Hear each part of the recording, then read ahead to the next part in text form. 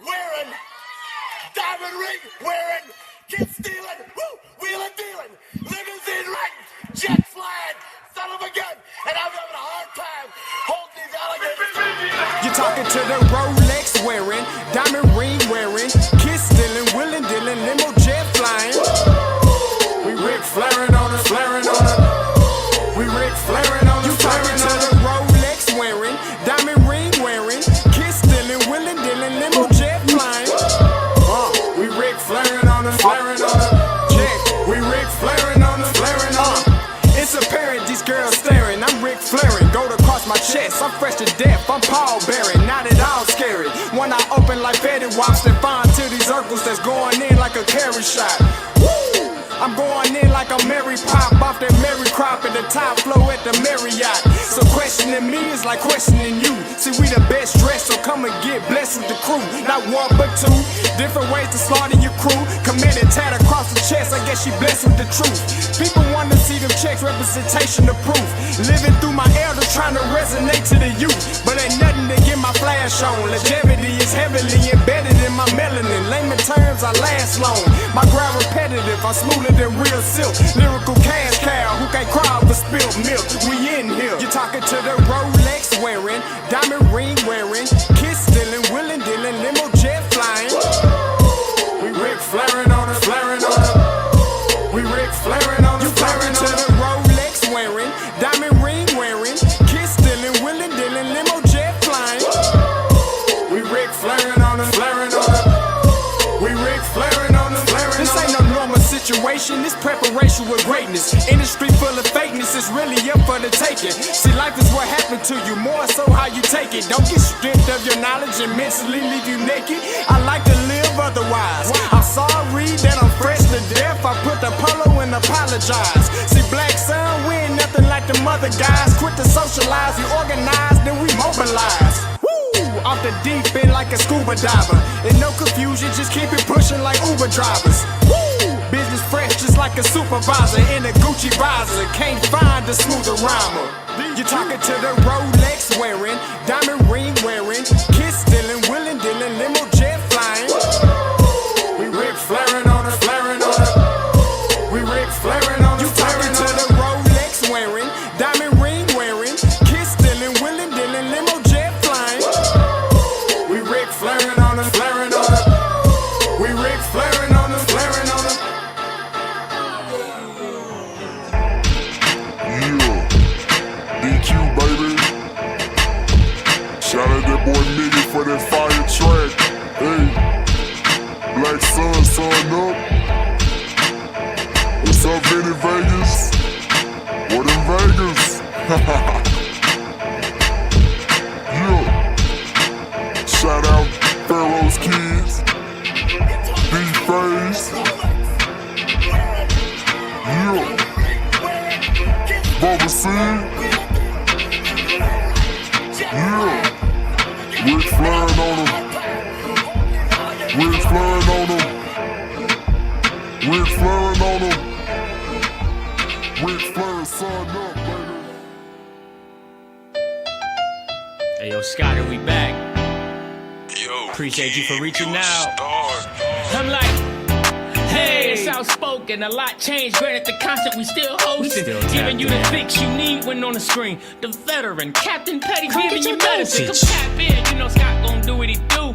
Might not want to hear it, but here go the hard truth. Perry about the numbers, regret if you're not fact-based. When you run your lane, the numbers seem like a statue. Wait. Hey, Scotty, man, I'm not feeling it. I don't think the people feeling it. Let me get in my bag a little bit, just showing what this outspoken really about to be like. Outspoken, this is more than conjecture. These days they laying people off. So glad that we got our own. Hunger insatiable, made for you if you say you objective.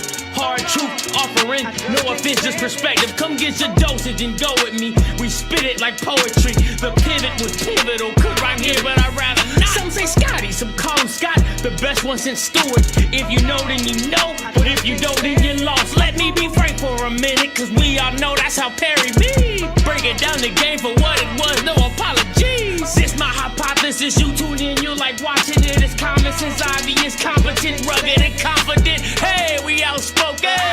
We outspoken. Cut the music! You know what, Miss Laura? You speeding up this show even quicker. Let's get right into it. You already know what it is. Happy Monday. All right. Got my boy Perry White. You already know. Come on, Perry. Let's speed this up. Let's speed it up.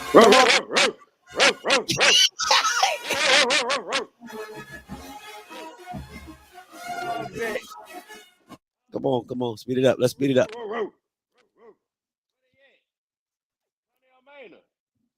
Watch the show. I know it. So I know a lot of his staff does. So. Where they at? Hey, take your AirPods out. They're making you really low this time. So. Look. I'll bark even louder for you. Don't worry. Can you hear me now? Oh, that's perfect.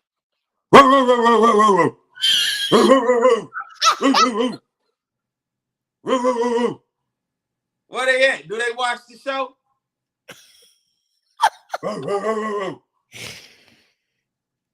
He was barking before the game, and I'm gonna tell you, I walked up to Connell Manor after the game. You know what I did?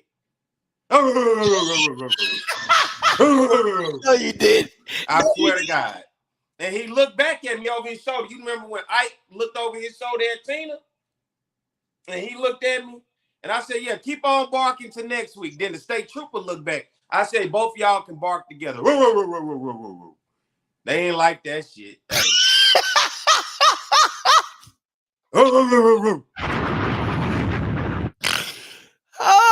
man. All I'm saying is I heard a lot of barking up into this week. So I'll leave it at that. And folks had the nerves. I told you, man, and them folks will talk. I've never heard them talk noise before, ever. I can't say what I want to call them stingy. What I call them now? What I call them? Or MFers. You said MFers. Can I say the actual? I gotta say. Yeah. You can say that. Them stingy. You know what? They actually. It was like a bus of them, right? And they was in front of the bookstore. Let me tell you how much I know, right? Because it wasn't that many of them. They were in front of the bookstore and they had their little tailgate. I said, I'm not even gonna walk by because I know them stingy motherfuckers ain't gonna offer nothing, right? So I just kept walking. I just looked and I was like, you know what? It's all good. But after the game, I walked to the bus and I knocked on the window. The bus driver was like, "What's up?" I said, "Hey, man, make sure." He opened the window. I said, "Hey, put this in there. Tell them to take that back with them." Right? Tell them to take that back with them to Huntsville because that's a long ass ride to hold that L. Right? And I could tell whoever the guy was in the front seat, he was mad as a mother. Look, he looked. He said, "What did he say?" He said something about an L. Yeah, take it with you. So you look good in that shirt, by the way, brother. Shut up, man. Shut up.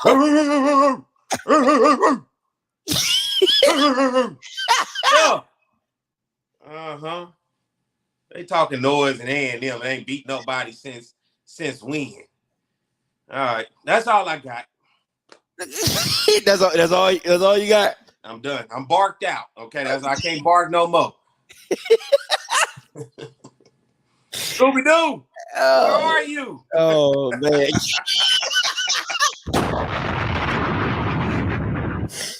Oh, boy. Oh, man. Scott, I like that shirt, bro. It took 3 weeks to get that damn shirt.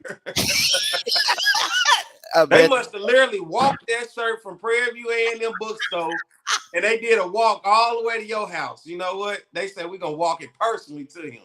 That's right. Listen, I can't help that Amazon didn't. It wasn't. I'm telling y'all, man. Some of that HBCU merch just take a long time to get here. Yeah, I feel you. I understand. I can't help that. You know what I'm saying? I cannot help that. That's all. That's it. I got my know-it-alls on today, so I'm real analytical today. I brought my know-it-alls and put them on today. I ain't with the stunners today. I ain't got the stunners on. You know what? I didn't even realize that until you said something that you ain't got your shades on. I ain't got my stunners on. I got my know-it-alls on. I thought you had the Music Soul Child eyes. Man, you know damn well I ain't cross-eyed. Come on now. You see my eyes. Everybody seen my eyes. I can't believe you even said that. You tried to out me in front of all these folks. That's funny, ain't it? Uh-huh. I'm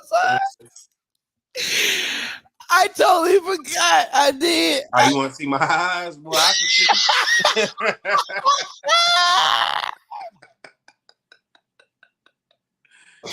You want to see my eyes, man? I can see. Oh, Yeah. oh, Jesus. Oh, God. Oh, man. Yeah. I like you with the glasses though. Hey, you be wearing the shades too, man. I see you open eyes today. No, but you know it. Listen, man. Like shout out to my boy Monty. He bought, like I said, he bought us me and my wife these Gucci shades for our wedding gifts, right? But it be so dark, bro. I can't even see the keyboard. Like I can't see nothing on the desk or the screen. So that's why I can't really use them. You know what I'm saying? Like, listen, when they talk about polarized, these hoes polarized, boy. Like you can't. Then when you go fishing, man, you see the water when the sun glint on it. Man, these are like, listen, if you want to look directly at the sun, this is what you put on right here. I mean, these jokers is dark. I'm waiting on my Dion shades to come in the mail. See, you bought some? Huh? You bought some? Boy, I'm waiting on them to come in, the gold ones. Listen, I don't play around.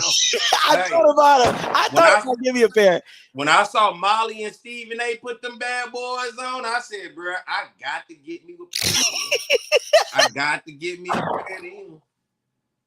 Oh, man. Somebody said, I thought you had the Stevie Wonder eyes.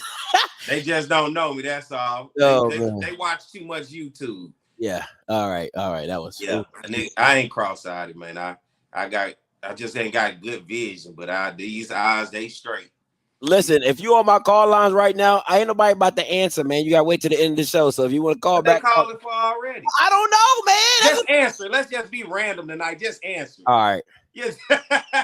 They call you live. Be random tonight. Answer it. I want to hear. Finally, you put my purple and gold on. Yeah. Just finally, everybody in the chat just start clapping. Everybody in the chat start clapping. Somebody finally did it. Is this Coach my KJ? TV alum finally did it. Is this Coach KJ? You know it is. Oh my! Oh, wow! Finally, boy. God, dog, I'm gonna have to call the police on you, man. I told you Amazon was the way Amazon was working with ABC. And nobody believed that PV shirt was in that package. So you can go ahead and kill that. Nobody believed that. I'm telling you, it was. I'm telling you. Listen, I'm a man of my word. You know, it took a while, but it got here. It got here.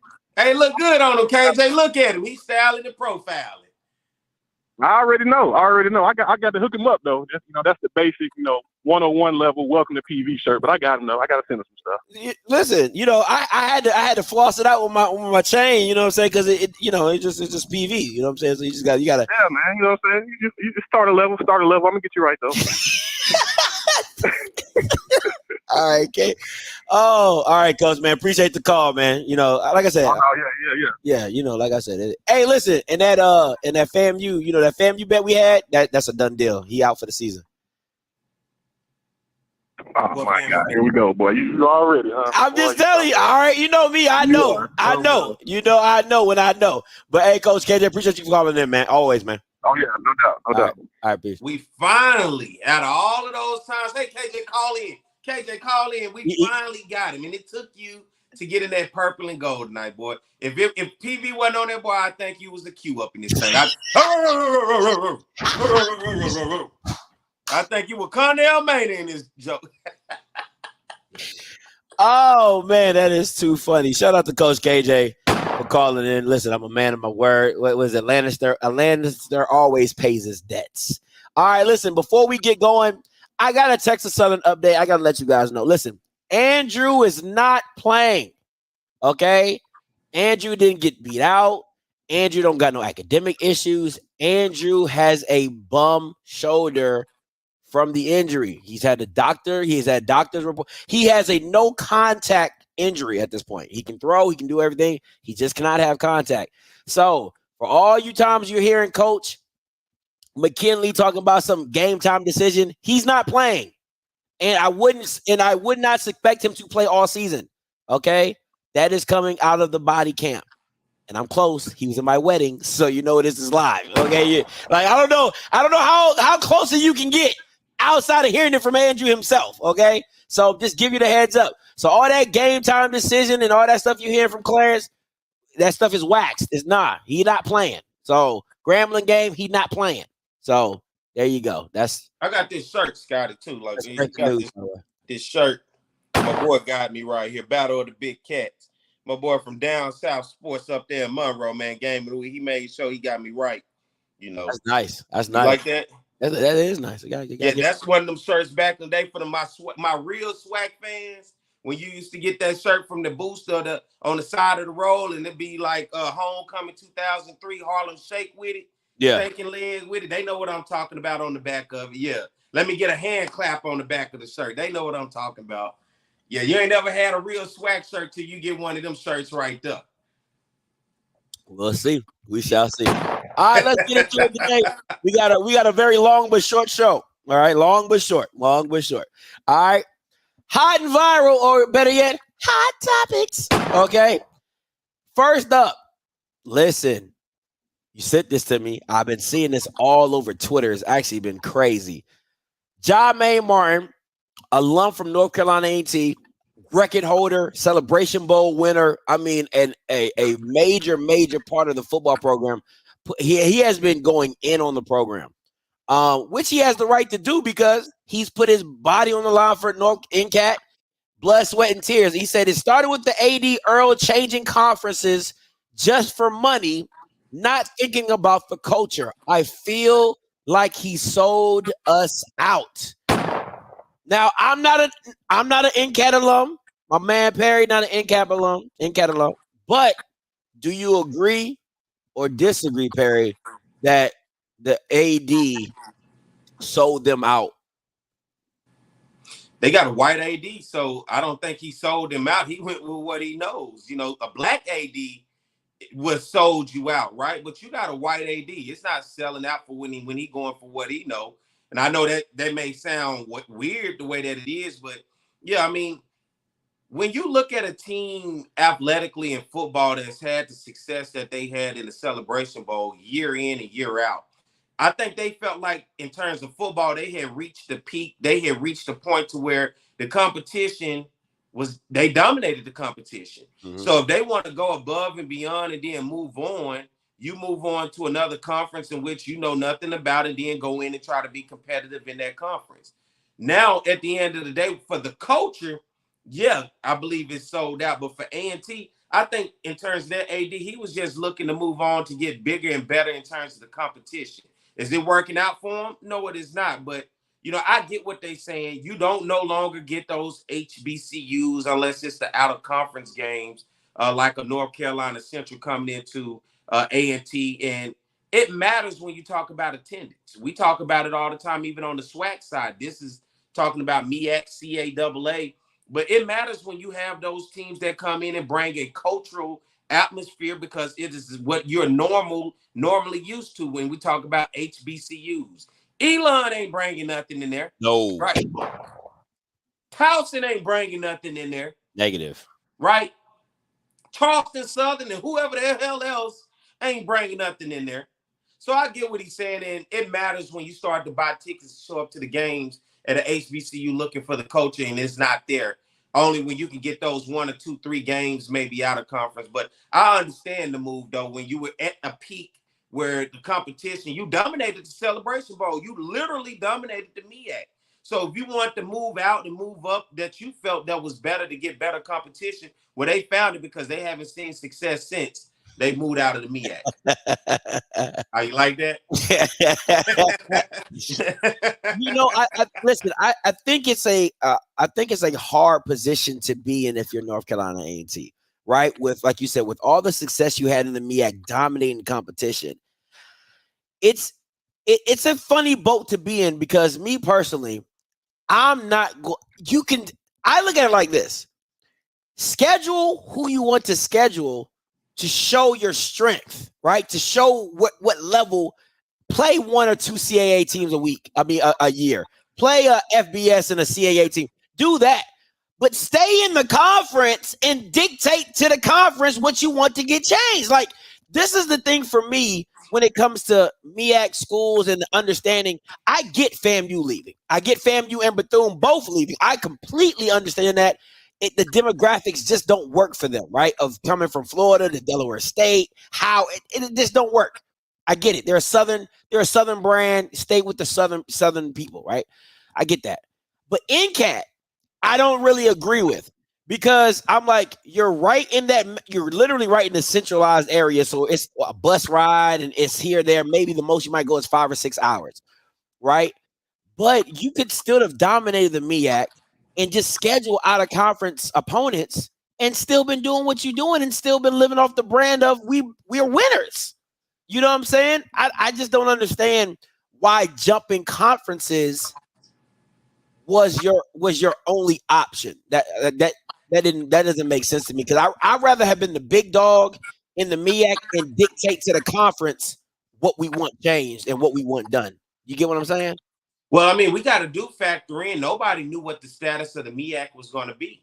It looked like it was an uncertain status of where the conference was going to go. Other teams were also looking at possibilities of moving. I know we saw Howard, Delaware State. They were doing negotiations and maybe doing outside talks in terms of the conference. So with NCAT being in the position that they were in, it's like they jumped the ship and they realized they saw water coming in. They saw it taking on water. When you lose FAMU and Bethune-Cookman, that's big for the conference. And so I just thought they was trying to be proactive and make a move, especially with the dominance that they had in the conference. Of course, you're not going to get that same HBCU culture when you move on to the CAA, where they were in the Big South last year. You know, you're not going to get that with the Kennesaw States of the world, the Towsons and the Elons of the world. But, you know, they're looking at the competition level. And I think for anybody in a position that had the success that they had in the MEAC, you had to kind of be leery of where the MEAC was going to go, knowing that FAMU and Bethune-Cookman jumped ship.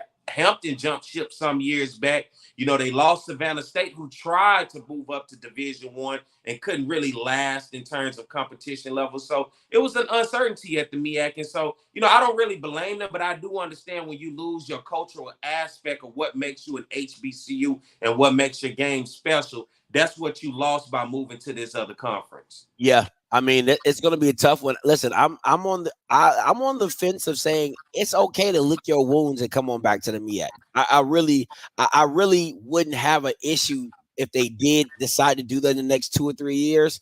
But the honest thing about it is, I would have, for the MEAC would have to have done, they would have to get some better structure or something for me to feel comfortable to be there, because regardless of how we feel about them leaving, the CAA makes money in basketball. Okay, like they gonna make some money playing in the NCAA basketball, and we all know most conferences make the most money when it deals with the NCAA tournament. So we'll leave it at that. All right, next up on Hot Topics.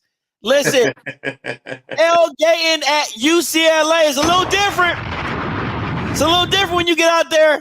Here's a little bit of the video. And in CCU tailgate.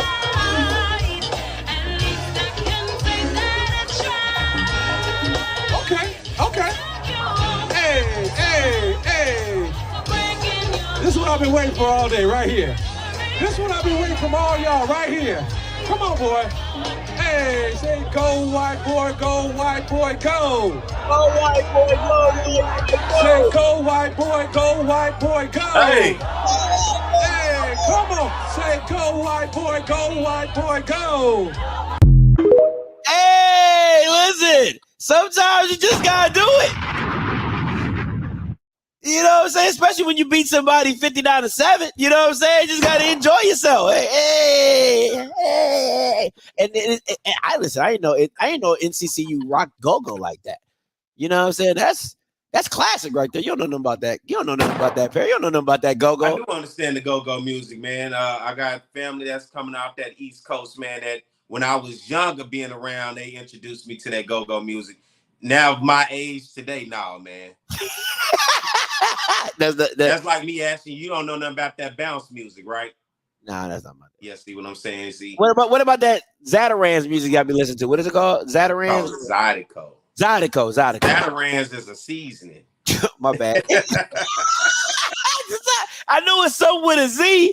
You know what I'm saying? That stuff is That stuff is hard for the ears. Okay. Well, it's just different in South Louisiana. I mean, you go 30 minutes this way, 30 minutes that way, you'll get a completely different type of cultural difference. So, but it's Jodeco, yeah. Jodeco. It's what to do with the washboard, and they got the accordion. I'm not the biggest Jodeco fan right now. It's some songs I will write, but I'm not. That's for the trail riders. If you ever heard of a trail ride, and I'm sure most people in here probably haven't, but if you Louisiana, Texas, Arkansas, you know what a trail ride is, and that music is most popular during the trail rides. Like trail rides, like the hay wagon, like you're on the back of a hay wagon or something like that. It ain't a damn corn. It ain't the Halloween where you go out into the cornfield. It ain't that. The trail ride is like, you know, you go out and everybody, you know, some people may have horses. Some people set up their campers, the RVs. Some people on their ATVs, the carts, whatever. You gotta look at it, man. Hey, the trail ride's lit. You talking about them freaks? Hey, them freaks at them trail rides, man. They get down and dirty at them trail rides. Listen to me. So you talk about like when people in the like they be mudding? Like you talk about it's mud? all that. It's all that. It's all above. Yeah. They call that mudding. Like they be like, you gonna go mudding. It's more than that though. It's more to it than just mudding, like you mud riding. It's a little bit more to it than that. Oh, okay. Yeah. But the trail ride, listen, hey. All right now. Yeah, listen to Zatarans while you're trail riding. Zatarans is what you put in the food. Jodeco. Zydeco and blues is what you get. Yeah. Okay. You like I'm a blues lover. I love the blues, but I'm not the biggest Zydeco fan. But you know, it's a couple songs I can raise one hand up if you know you got haters, right? Them couple Zydeco songs I can fool with. Okay. You know, listen, I listen, that go-go. You go to a UCLA and NCCU tailgate.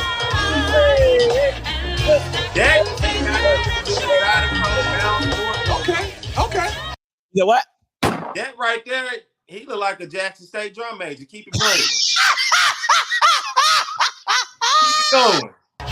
Hey. This is what I've been waiting for all day, right here. This is what I've been waiting from all y'all, right here. Come on, boy. Hey, say go, white boy, go, white boy, go. Say go, white boy, go, white boy, go. Hey, come on. Say go, white boy, go, white. Hey, listen, you made me look at that totally different now. I can't even watch it the same. I'm telling you, ought to start using that. You know, when I say what they see compared to what we see, that's what I see with Jackson State coming to stadium. I'm like, oh boy, you are stupid. Oh man, that's that was at the UCLA tailgate? Yeah, that was at the UCLA NCCU tailgate. I mean, yeah, what I call them? UCLA, UCA, what I don't know what I see. UCLA. Yeah, they different, and that's LA too, man. Oh, that was funny. Yeah. Jesus Christ, you're stupid. He let the fear use him.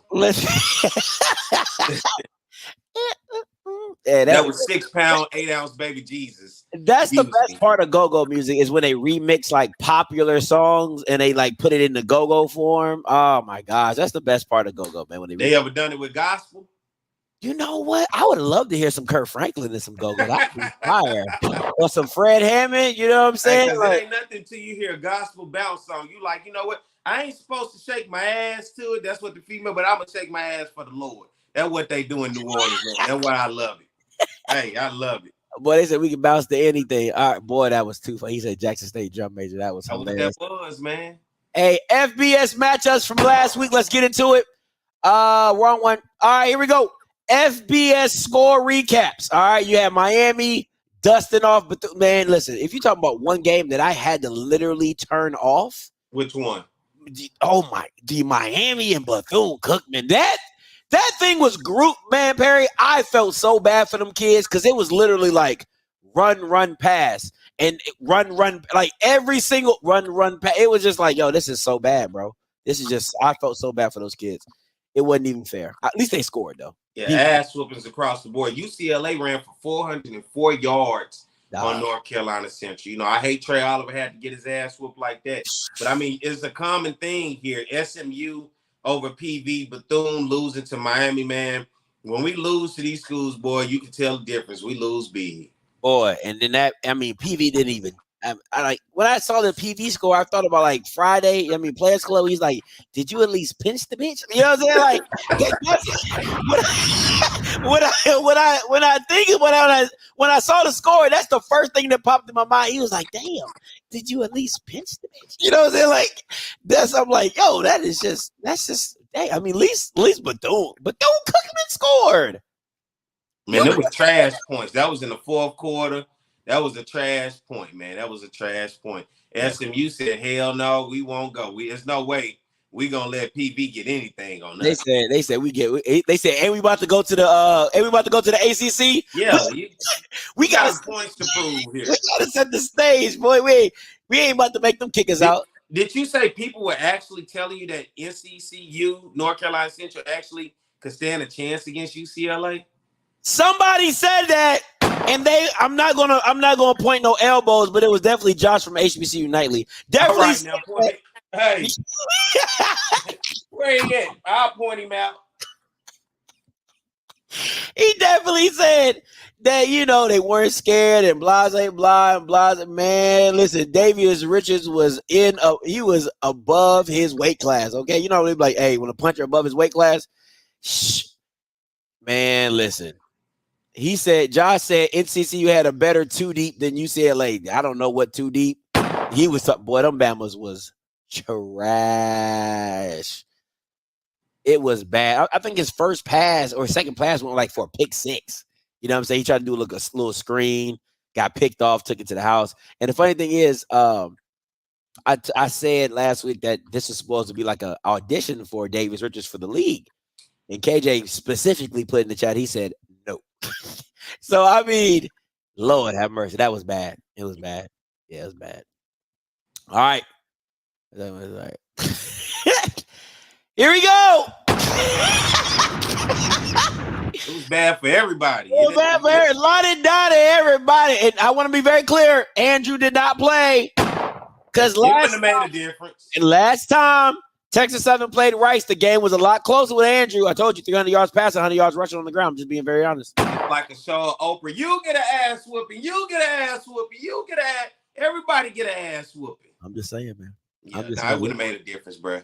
Listen, I said what I said. I said it was going to be a Texas-sized ass whooping. And that's exactly what Jackson State received. A Texas-sized can of whoop ass. You actually called them Jackson State, and you got the J on there, boy. Come on, man. I had to double up. I felt so bad for them. I was like, for this week, I'm gonna just try to use Jackson State as much as I can. You felt bad for them. I did. I mean, I watched every minute of it, so I enjoyed it. But I still felt bad. But I enjoyed it watching it because I knew it was gonna happen. 77 points. Perry, 77 of them jokers. I don't know where Mike Reed would order that big order from. You got to call 2 different chicken. When they say that's too big for us, you can only do half. You got to call 2 different chicken spots in order to get that 77 piece. Oh man, listen. But the funny thing is, I thought I had it on my. Here we go. I got to bring this up real quick. This is. You scored 34 points and still get beat by 40 points. Where they do that at? But let me bring this up real quick, Perry, because this is what I want to talk about real quick before we go any further. Because people have been talking about this all over social media. If I can find it, let me bring it up real quick. Here we go. So, Bamas have been asking for this man to be fired. Who is? Their special teams coordinator. Man, listen. Oh yeah. They want this Bama gone. Taekwon Hammock. Okay, that Bama. He said, "Listen, my first job is linebackers." You know what I'm saying? Like, should we put a wanted dead or alive next to him with a cowboy hat? Huh? His basic name is in every saloon around town. Boy, I'm telling you, he couldn't go back. He couldn't go back to Jackson after that, Jay. That is a bad look for this Bama. Listen, they need to just take that special teams coordinator away from him. Because, man, special teams has been kicking Jackson State's behind for the last 2 weeks. Yeah. But, you know what I'm saying? Hey, Taekwon. Where is he from? Let me slide this on down. So he came from Northern Illinois. He said was on staff at Lafayette. See them Louisiana dudes. Okay. No, that's just where he went. That don't mean that's where he's from. He spent the 2020 defensive coordinator and linebackers coach at Upper Iowa University in favor. That's as much as I got. But if y'all want to call him and give him your personal opinions, there's a number right there. You know what I'm saying? There's a number. So if they fans so big and bad, y'all call and email the man. Yeah, you know what I'm saying? Let him know how bad he is. You know what I'm saying? That's just y'all thing. But I told you it's gonna be a Texas size ass whooping. 34 points and you still get beat by 40, boy. That's tough. Now, for what I was told, it was JSU by 40. Might want to get that changed. Might want to change that. JSU down by 40. That's the new foundation name. JSU down by 40 because that was an ass whooping beyond ass whooping. All right, let's get to this week 3 game recaps. All right. We tied this week. P. You know what I'm saying? It was a couple ones I picked. I was like, man, should have went with my first mind. But I'm still rocking and rolling over here, man. Yeah, man. I gotta find a way to fight Roll back. to the Celebration Bowl, boy. Look like I'm headed there. Look like I'm headed to the Celebration Bowl right now. It's early, but I'm rocking and rolling. As long as I stay above 500, obviously I'm all right. Because I'm telling them folks in the chat, they be acting like they know stuff. I promise you, they'll be below 500 fooling with us in here, man. Listen. That's big facts. I know they talk all that talk. Yeah, I'm talking about the chat tonight because y'all shit talk too much for me in that chat and don't be knowing nothing. All right, here we go. First couple games, UAPB 21. Listen, I did my due diligence this week. I made sure I went through it, double, triple check these slides. All right, UAPB Miles. Now, I'm not going to talk about who actually went to UAPB and didn't pick the school. What you want? You want a cookie? You want a turkey leg? I'm just saying, I believe in you, Alonzo. I gave you that. I mean, it's a D2 school, so I wouldn't be too high, but I just knew you was gonna win though. I didn't know you was gonna pull out. BJ Curry, I don't know if John S got hurt or something like that, but BJ Curry finished out the game, 12 carries, 98 yards, 1 touchdown. And listen, I'm not even trying to say that last name, but Edwin, quarterback, went for 13 to 29. Klein Peter. Okay, Edwin. 13 to 29 for 262. What you got, P?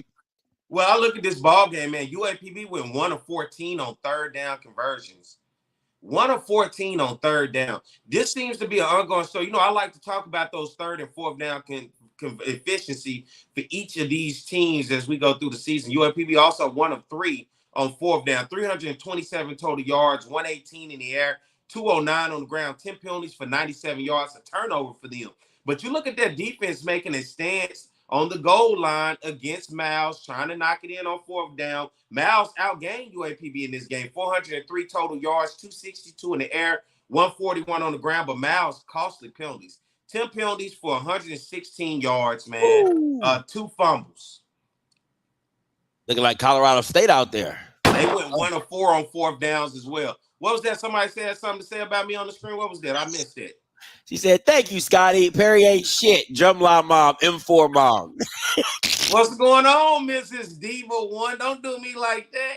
I went with the hot hand. Miles was the hot hand. Maybe I'll switch up this week. I don't know. Right?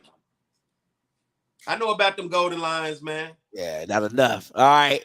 Yeah. Alcorn, listen, now this one really surprised me. Alcorn dominated this game from start to finish. Alcorn wins 17, McNeese 3. Jarvion Howard, you already know the monster back. 16 carry, 98 yards, 1 TD. But I want to make a quick I have been advocating for my boy Nico Duffy. And I'm finally glad Elliot Rotten got off his ass and involved Nico Duffy in multiple assets and facets of the game and really showed his capability, his versatility in that. So I'm really appreciative of that. McNeese, 3 points. Nate Glantz, the quarterback, 13 to 24, 109 yards, 2 NITs. Perry, what you got? Alcorn, the only team to be able to continuously beat McNeese out of the Southwestern Athletic Conference. The Southland has had his way with the conference. So to see Alcorn get back-to-back victories over McNeese, that's pretty big. Aaron Allen, it's still a struggle in the passing game for them. He went 13 of 18 for 98 yards, but Jarvion Howard with those 98 rushing yards and the touchdown was big. When you look at the total offense for Alcorn, 229 rushing yards on the ground, 108 passing. Alcorn is now 2-4 all-time against McNeese. They won the last two, including this one at home, and they won last year 30-19 in Lake Charles against McNeese. So congratulations to Alcorn getting back on track. Although the passing game is struggling with Aaron Allen and Macon, they still finding ways to get back to Alcorn football, and that's running the ball. And that's their bread and butter. I think they commit more to the running the ball, they'll get back to who they were, especially when you talk about Duffy and Howard in the backfield. Absolutely. And listen, I don't care how good Jarvion Howard is, he can't hold up for a whole season. Not saying that he won't be productive. It's just that you need to take some of those loads and carries off of him by getting other people involved. So your team is truly not one-dimensional.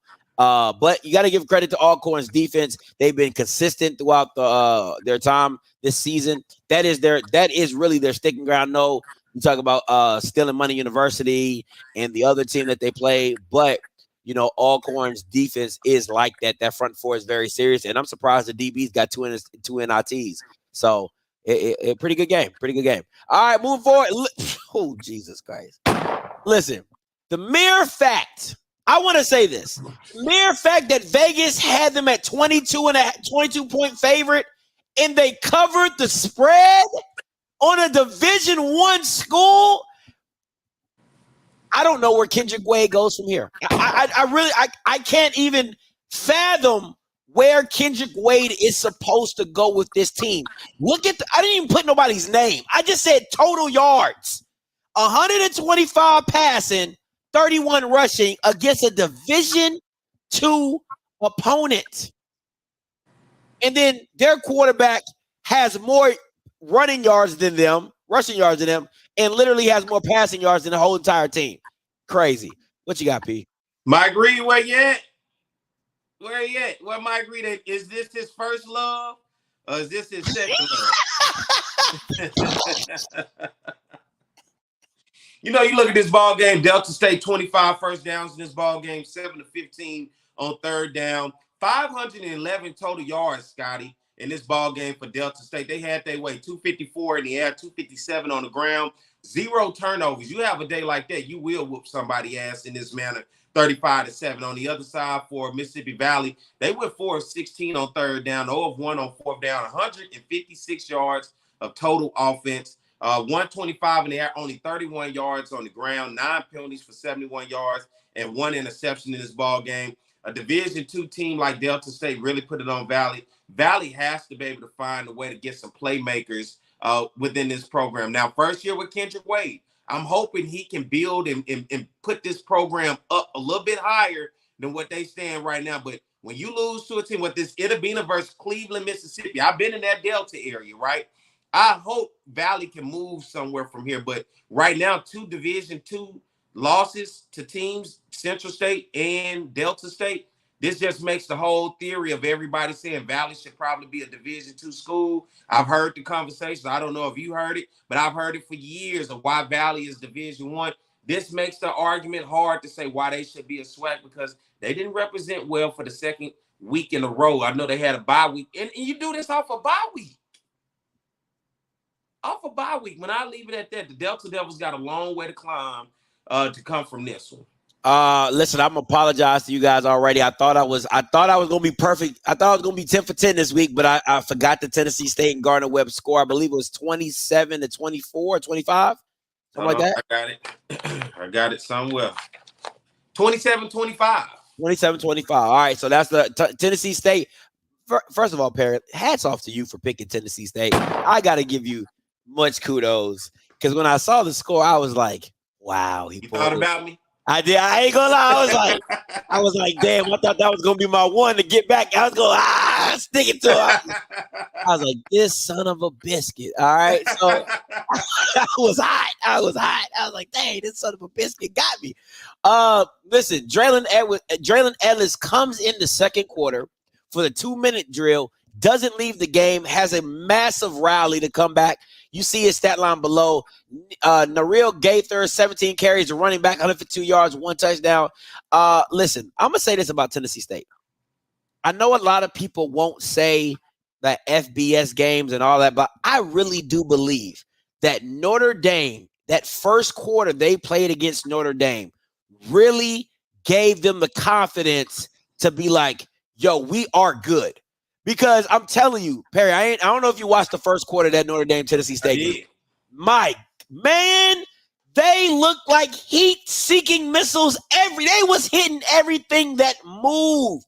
They just missing the depth. That's it. Man, I really believe that environment, that game gave them the confidence to really be like, yo, we can be nice. And you see this. And I know people are really hard on Eddie George about, the success and the wins, but I really believe he's got these guys believing. He's building a program. I believe I just give him a little bit more time to get that quarterback situation, because I know he can find the talent, running back and all that, but just give him time to get that quarterback situation fixed, and I think you might have a special. They might go back to that old Tennessee State. What you got, Pete? Both teams struggled on third down conversions. For Gardner-Webb, 5 of 22 on third down. For Tennessee State, 7 of 20. Gardner-Webb on fourth down, 2 of 4. Gardner-Webb actually outgained Tennessee State in this ball game. 406 total yards, 219 in the air, 187 on the ground. For on the other side for Tennessee State, 341 total yards, 221 in the air, 220 on the ground. Both teams in the penalties. It was solid. But a lot of penalties for Tennessee State, but they ain't matter much. Little penalties. 11 penalties for 73 yards. 2 turnovers for Tennessee State, though. An interception and a fumble. 0 turnovers for Gardner-Webb. 4 penalties for 45 yards.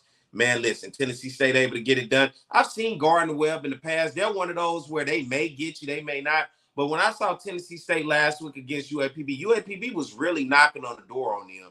And Tennessee State found a way to get it done. I felt the momentum was swinging in their way, what they say, the pendulum was swinging in their way. And so that's why I went with Tennessee State this week. And they were able to get it done. And on the other side of the ball for Gardner-Webb, Matthew Caldwell, 20 of 49, 219 yards, 2 touchdowns. And Gaither, 17 carries, 152 yards.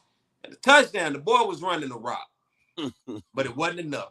Tennessee State win. And I'm going to really have to go back and watch that game in the entirety, because for you to lose a turnover battle and still have a chance to win the game at the end, I think the kid kicked a 51-yard field goal for the win or something like that, a 40 or 50-yard field goal. Shout out to him. So, I'm excited to see what Tennessee State can do, man. I'm excited. I really am. So we'll see what they do going forward. All right, let's get. Boy, if that wasn't the easiest pick of the week, Elon versus NCAT, man, easy money. Zachary Yeager, the freshman, I believe he's a freshman. 10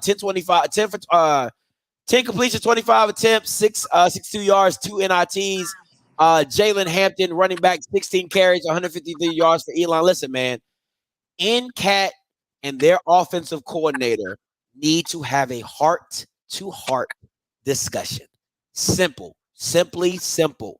They need to have a heart-to-heart discussion, because I do not know what they're running. It looks like they're running some 1995 type offense, and they can't stop the ball, nor can they throw the ball. It's an ugly scene at NCAT. I wouldn't be surprised if they go undefeated. I mean, I'm sorry, winless, scoreless, winless, whatever. Whatever less is. Every game we've seen them this year, they struggled offensively. It's crazy that they lose 27-3, because you want to know a crazy stat from this game? Elon went 0 of 13 on third downs. Wow! 0 of 13 on third downs. Elon winning this ball game, but they outgained North Carolina A&T, 352 yards total offense. Only 92. They struggled passing the ball as well. Only 92 passing yards. But their day came in terms of success. 260 on the ground. 7 penalties for 83 yards, 1 turnover, that by way of an interception. On the other side for NCAT, 4 of 15 on third down, 143 total yards. Now, 143 total yards, you see what you see on the scoreboard, 3 points. You don't get much when you only get 62 passing yards and 81 rushing yards on top of 2 interceptions, 2 turnovers. Crazy. You're not going to get anything anytime you do that. And right now, NCAT is not the NCAT of yesteryears. They look completely bad. I hate to see them in this position to see how they have fallen from grace. Listen, I don't know who interviewed Vincent Brown. I know Blue was very, very high on Vincent You Brown. know who interviewed it? The same guy who the running back is saying sold the program out from the culture to go here. This is exactly what you're getting now. Listen, I don't. First of all, I'll say this. From what I was told from people that were interviewing for the position, they said that NCAT, they believed that they were a playoff team as constructed. That's what they said. They were like, hey, coaches asked, hey, what are your expectations? They said 7 wins. That is a playoff team in CAA. You're talking about a school that is just going into a new conference that most of this conference have 2 times your athletic budget, and you think you're a playoff team when you first step in. I don't know what Vincent Brown is going to do to get this back on track. From what I've also been told is wherever he goes as a head coach, or kind of his defenses haven't been really that good. William and Mary was an outlier, from what I've been told. I don't know much about Vincent Brown. This is what I've been told. So we'll see what it looks like. I won't completely jump off the Vincent Brown bandwagon. I just don't think he was the right hire for NCAT. Rob Broadway constructed the program and laid out what it took. Sam Washington took that and followed it, right? Yeah. Now I'll be curious to hear, because I'm so far away from NCAT fans, and normally I get a chance to hear from here on the show, but you know how Southern fans rumbled. I'll be curious to hear how NCAT fans are rumbling right now. What is the word around North Carolina A&T's atmosphere when you talk about fan base, student body, and everything? Because this is a far fall from grace compared to where they were at before. And because you see it this way, does this really scream trouble in paradise amongst their fans, alums, and everybody else? I don't know. I don't know. I've talked to Dave. He's an A&T grad, and he's an A&T fan. He's talked about, he understands. He said it's going to be a rough year.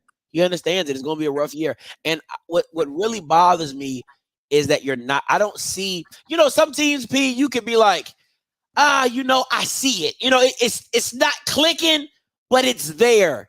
I don't see it. I don't see anything that, other than the running back at A&T, there's nothing else on that team that I'm like, oh, yeah, I like that. And traditionally, when I looked at A&T, they never had like just pure standout quarterbacks. They had great guys that can manage the game, get the ball where it needs to go, and run the ball effectively with a strong offensive line. When you talk about only 62 passing yards in a ball game where your quarterback go 10 to 25, and not only that, with 62 passing yards but 2 interceptions, that's not an offense that's going to get you anywhere. I don't care what conference or what league it is, and they're going to struggle until they figure out, they find that guy at quarterback. They go into the transfer portal or bring a guy in. But right now, it's going to be a tough.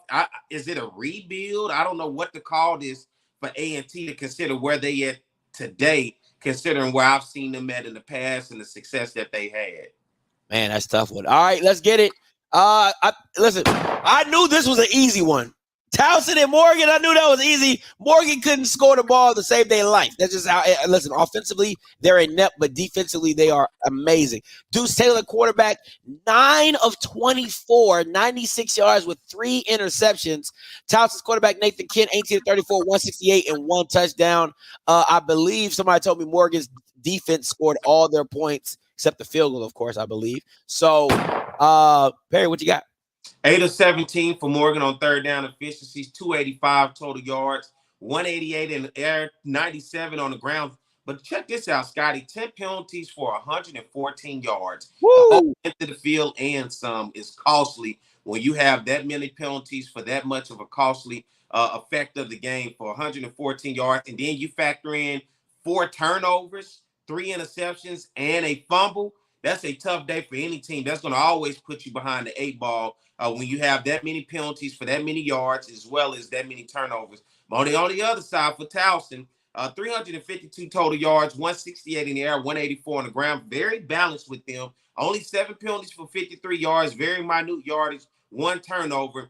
You look at their quarterback, Nathan Kent, 18 of 34, 168 yards, 1 touchdown, 1 interception. Morgan State played 3 quarterbacks in this game, right? Yeah, Trying to find something to go. Deuce Taylor, 9 of 24, 96 yards. Dominique Anthony, 6 of 12 for 58 yards. And Carson Baker, 5 of 8 for 34 yards. So rotating guys in and out trying to find their spark, and they just couldn't find it with 3 quarterbacks. Nah, it definitely could. It definitely could. And Valley played 3 quarterbacks as well.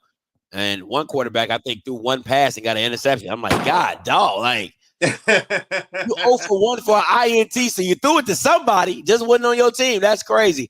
Before we move on, want to talk about FAMU and Grambling wins. They were both against lower level opponents. FAMU wins against West Florida. Start off very shaky in the first half.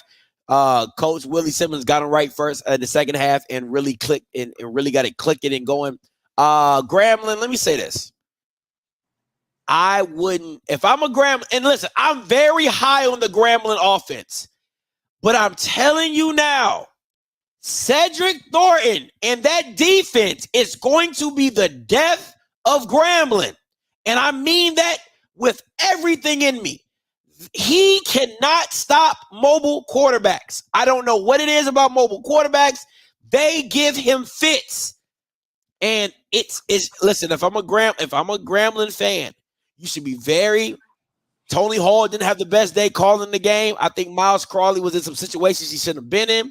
But that defense for Grambling is atrocious, and it needs to get fixed quickly, very quickly. What you got, P? I'll start with the FAMU West Florida game. And look, when we were talking about this game last week, I was a little shaky considering West Florida's success in the past, but it's something about the magic of Bragg Memorial Stadium. I've been there. Listen, man, that is a tough place for anybody, Scotty, anybody to go in there and think they're going to get a victory. And West Florida was one of the next victims of which they couldn't get it. West Florida going 4 of 14 on third downs. FAMU going 5 of 11 on third downs, but FAMU 75 total yards, 306 in the air, 169 on the ground, 0 turnovers. That's what you want from a team, 0 turnovers. But for West Florida, on the other side, only 213 total yards of offense, 134 passing, 79 rushing, and guess what? 1 turnover in that ball game. Jeremy Musa, 18 of 27, 271 yards, 3 touchdowns. Terrell Jennings, 2 carries, 79 yards, 1 touchdown. Marcus Riley, 4 receptions, 77 yards, 1 touchdown. And Nicholas Dixon, 2 receptions, 72 yards, and 1 touchdown. FAMU scoring 21 points in the third quarter, being able to find a way to separate themselves. But on the other side, Pee Wee Jarrett, 16 of 37, 134 yards, 1 touchdown, 1 interception for West Florida. FAMU able to get it done. Jeremy Musa, 300-plus yards in that game. On the other side, you talk about Grambling, Florida Memorial. I actually watched this game at a tailgate. Grambling, 5 of 11 on third down, 0 of 2 on fourth down, 403 total yards in that game, 220 in the air, 183 on the ground, but 0 turnovers. That's what you want from your team. 0 turnovers, regardless of who you're playing. But for Florida Memorial, guess what? You talking about that defense? 445 total yards for Florida Memorial in this ball game against Grambling's defense. 212 in the air, 233 on the ground. But you know what killed them, Scotty? Turnovers. 5 total turnovers. 3 fumbles, 2 interceptions. Miles Crawley, 14 to 27, 220 yards, 3 touchdowns. Tylen Williams, 3 receptions, 102 yards, and a touchdown. That's a baller. Dog, That's a baller. that boy next level speed. That boy is next level speed. But then on the other side for Florida Memorial, they had a baller as well. Walter Wilburn, 17 carries, 143 yards. He's special. And a touchdown. Man, listen, that kid is electric. I mean, when he touched the ball, I was like, he looked like he's going to do something with it. Both of their running backs were actually pretty good. You know what I'm saying? But at the end of the day, oh my gosh, man. Listen, it's like what Grambling does not want to get in is a shootout because your defense is not good enough to stop anybody. You know what I'm saying? And you're going to ask, and I'm not saying Miles can't do it. I just don't want somebody in their first year of leading a team to do that. You know what I'm saying? Like you're still trying to get your wits about you, trying to be a leader, trying to see where you fit in all this thing. Like not everybody's going to come into a situation like Shador and bing, bing, bing, bing, bing. You know what I'm saying? So And if we're being honest, even Shadour's freshman year, that defense saved him in a lot of situations of just being that darn good. You know, listen, they got to fix that. And if I'm Hugh Jackson, I can't go out like that. You know, because you got to offensively. Listen, man. If anybody really understands what Grambling is really working with offensively, you would be like, it's not fair. It really isn't. Because I keep saying this, FAMU is the most complete team, but the most explosive team is Grambling, and it's not even close. The defense letting them down. It happened against Hamilton.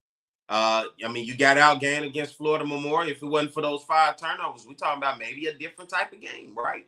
But they're going to have to figure that out as they get through conference play. And I'm going to say this, and I've told some FAMU players that I've talked to, listen, it's very simple for me for FAMU. Musa has to keep the train on the tracks. Very simple. Because you cannot come out like you did against West Georgia, whatever their name is. And he looked lost. He wasn't seeing it. I'm just like, what is going on? He's missing it, holding the ball. I'm like, what is going on here, right? That is the Musa you can't have in big games. You need Musa to be the offensive player of the year. And at points and junctions in time, he looks like he's a freshman walking into a new game. Like, you didn't just play all last year.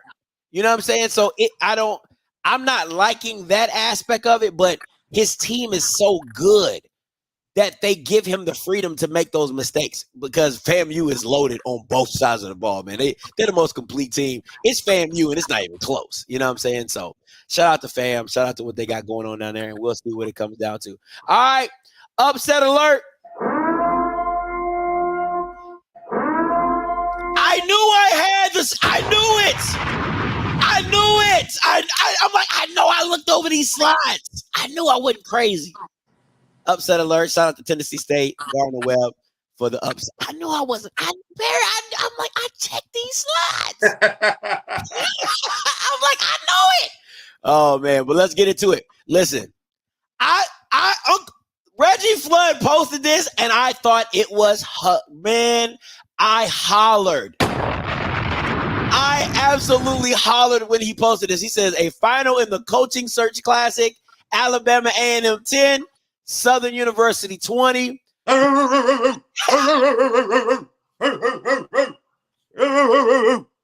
is that? I called it the end of the Dooley era. He gives you another week. Perry, what was your thoughts about the game? I think when you looked at this game, man, let's be honest, being there, watching it in person, I know I was texting you throughout the game in terms of what you saw on the side of television, but you just saw 2 bad teams, man. I mean, as much as Southern won the game, Southern really looked bad. And I mean, and I know a lot of people that I was talking to was talking about Southern's defense, but A&M's offense was just that bad. And when I looked at it, hey, I had got excited when they said starting quarterback, and I'm sitting there and said Quincy Casey. I thought about you instantly. I said, this is what he's been waiting for. This is what he wanted, isn't it? This is finally the day has come. You talked about him last week about the offensive coordinator and how he cussing guys out and doing things. And then here's Quincy Casey finally gets his opportunity. He goes 19 of 39, 228 yards in this game. 1 interceptions, but when I talk about this game overall, Southern going 5 of 14 on third downs, 1 of 4 on fourth down. What I'm starting to see is a trend of teams this year, Scotty, and you're going to start to hear it continuously as I talk about stats. Teams are really pushing the envelope on fourth down. Yeah. They're really trying it. There's a lot of riverboat gamblers these days and coaches that want to go for it. Southern going 1 of 4 on fourth down for A&M, 8 of 18 on third down, 2 of 5 on fourth down. So you talk about a team going 2 of 5 and a team 1 of 4. Come on, man. You only getting 3 out of 9 on fourth down. That's some tough spots to put your team in. But overall, Southern 290 yards in this game, 228 yards passing, 62 yards on the ground, 10 penalties for 85 yards, a fumble for Southern. That was crucial at the 1-yard line. I texted you about that. I didn't understand what it was. I thought, me personally, as an official myself, those officials should have crashed in. If you go back and look at it, they didn't crash in. The moment they say they call it, that's my goal line. And that when that's your goal line, once the ball is hyped, you crash in because you got to get in there to see within all that traffic what's going on. They were slow with crashing in, and that's from the official standpoint. But from the other side, for Alabama A&M, 211 total yards, 228 in the air. But I'm not sure if this stat is right, but it may be minus 17 rushing. I wouldn't put it past it because you got to think about the reverse that happened. That they lost. That's technically a behind because he tossed it in, and then the option plays that kept getting blown up in the backfield. So yeah, I wouldn't be surprised if that was a stat. 4 turnovers, 3 fumbles, 1 interception for Alabama A&M. A&M was really in this game until, guess what? They did the same thing as Southern. They fumbled the ball on the 1-yard line and turned it over and gave it back to Southern. Harold Blood in this ball game, a little bit more efficient than what he's been in the past 2 ball games, and I'm talking about in the turnover round. 14 of 24, 205 yards, 1 touchdown. Just 2 bad teams, I thought, in this game. You just saw Southern just have enough to get it done in the back end, causing a fumble late on Quincy Casey. I think it was about at the 11 or the 9-yard line. Southern able to capitalize. It was a face mask. Neither here nor there. Southern able to get an opportunity to punch that thing in the end zone. But, man, this was just 2 coaches that you could tell probably going to be on the hot seat regardless of however it goes. But this was not good football if you want to watch it. Once again, I said this a couple shows ago, take your football glasses off because this one was all about pride. If you was looking at football, I don't think you really came away excited about real football watching these 2 teams play and the lack of execution of what you saw on the field. Oh man. I did a watch party for this, so I watched every minute of it. Let me say this. And I want to put, first of all, I want to put Southern fans and A&M fans. I'm going to start with the Southern fans. You have to give Dooley credit for this. A lot of quick game was in this. A lot of quick game you hadn't seen before from Dooley was implemented in this game. I'm talking about catch and throw, boom, boom, boom, ball out. It wasn't long, deep passes early. He got the ball out quick. Great first drive, as they always do with Southern, that scripted drive, really efficient and things like that. So I got to give credit for Dooley for seeing his deficiency and making the changes when it comes to the quick game. Now, did they stick to it all game? Negative, but in the first quarter was very efficient with that. Let me say this about A&M. And if I'm an A&M fan, I know a lot of people want to blame Quincy Casey. I get it. But if you go back and watch that game and the play calling for that game, it was absolutely atrocious in the first half. You're asking, because Quincy Casey is not Xavier, and what I mean by that is he's not as mobile as Xavier. You got him running option plays. You got him running. Why are you running a reverse? If you're watching the game, Quincy is killing them on the daggers, on the digs. He is killing the middle of the field with the passing. And then you do a reverse on your own 25. It doesn't make any, I'm telling you, DT to me he's not seeing the game very well. Now, later in the third and fourth quarter, you saw him come around. He started throwing the ball with Quincy a little bit more, adding a lot of fake tosses and little stuff like that into a quick game. But the biggest momentum killer was the 1-yard fumble because Quincy does an amazing drive down there, literally. And I'm watching the game. I'm saying, hey, you got to run it right here. You give it to your cowbell, and he fumbles it on the 1. And a couple players from A&M texted me, said, hey, Scotty, was it a fumble? I said, yeah, it's flat out fumble. On the screen, on the TV, on the replay, that's SWAT cameras don't ever catch nothing. But on that one, they got the perfect angle and the perfect view of the ball getting punched out literally right before he crossed the goal line. So it is what it is. Let me say this. Connell Maynor and that offensive staff has to get their shit together because it falls back in the same boat as Dooley. You can't be an offensive guy and your offense looks like that. And it looked discombobulated. It looked disjointed. Okay. And I keep saying it, man. And these OCs make it harder than what it is. you got to be able to, you got to flow with your quarterback. You got to flow with your quarterback and do what makes him feel comfortable. And to me, now Quincy Casey missed some throws. He missed a wide open touchdown in the red zone. He missed it flat out, didn't see it. He took his eyes off of it too early. With some other plays, I think he held the ball a little too long. But overall, I don't think DT did a great job of getting him comfortable early in the game. And then on the same token, I think Dooley went away from what was helping Harold Blood early in the game and then went back to doing what he always does, which is deep, stupid stuff. So, yeah. So, I mean, Southern literally looked like at one time they was giving A&M every opportunity to come back and get it. Facts. I mean, you're talking about Southern get a field goal blocked. Not only that, then you're talking about going down and if they don't fumble. Literally, if that fumble does not happen at the 1 yard line, you got a totally different ball game, right? I think that ties the game up. But what I said, Southern each week, it may not be a lot, but they're scoring more and more. It go from 10 to 14 to 20. By the time we buy you Classic, we might be knocking on the door. 35, 35, 40 right there. You know what I'm saying? We're learning how to build the score up, right? Slowly but surely, right?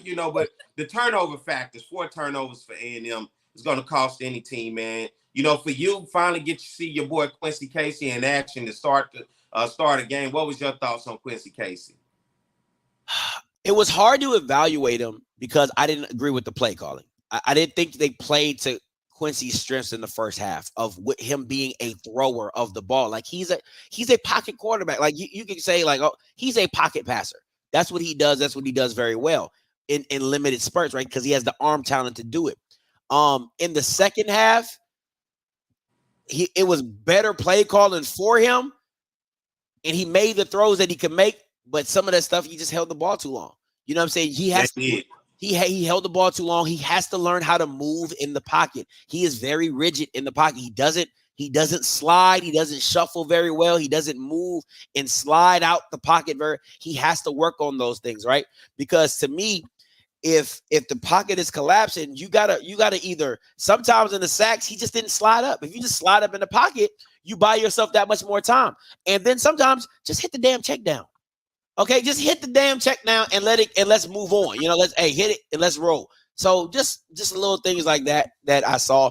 But when you're sporadic in playing and having those opportunities, it's all a learning. You know what I'm saying? It's all learning. And if you go back to Akil Glass's first 2 years at A&M, it wasn't the best.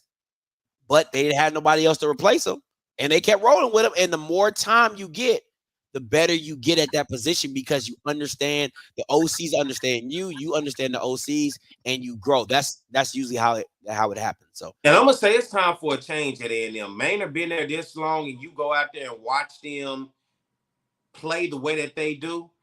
You saw this team, man. This doesn't look like a team that's moving forward when you talk about it as a program. This is like a team that's probably bottomed out, and this is what they look like. Good. They're bottomed out. I don't think Maynard. I'm not on here to talk about anybody to get fired, but I mean, when you talk the type of noise that he do, and then you go out and put out the type of product that he did, this team does not look like it's a program that's building from where it has come when he first got there. This program has looked like it's going backwards. And like my boy Flood said, the battle of the coaching search, what'd he say? That a final in the coaching search classic. Yo, I'm telling you, shout out to Unc, because that Jake had me I was literally crying in tears when I read this. I said, that is hilarious. Okay. Dooley just bought himself just a little bit more time. Boy, show enough did. All right, let me listen. A&M fans, gotta ask you. I asked Perry last week, is it time to hit the panic button? A&M fans, I'm asking you in the chat. Is it time to hit the panic button and let Connell Manor go? Perry, what you got? I'm appalled at the fact that they was even calling in trying to talk to me last. I mean, heavy. They was talking. Damn. They was talking changed in a week, but I mean, they was really coming from it. I told you this was a position I was not used to Southern being in. At the fact that the Alabama schools got the nerve to open their mouth and say something outside of the Magic City Classic, right? And then you get Connell Manor brings his team. He makes Sports Center last week with all the barking and the hype that he wanted to do. Then you come in and you put on a game like that. and then try to have an attitude after the game because I'm barking at you. You don't like that, but you was barking at me, right? You was barking at something in the fan base. I think it is time to hit the panic button. For me, when you see this ball club and the way that they came out against Southern, this ball club is moving backwards. This does not seem like a program moving forward. Connell Maynard has been there long enough to establish a program, and I think a consistently winning program. He's been there long enough, and you don't see A&M consistently winning. You see them as like the step cousin. You know, they may or may not show up to the family reunion, but you know for sure Jackson State FAMU gonna be at the family reunion, right? Every year. Every year. You know, and them maybe because they bougie, right? They some stingy motherfuckers. They may not come, you know.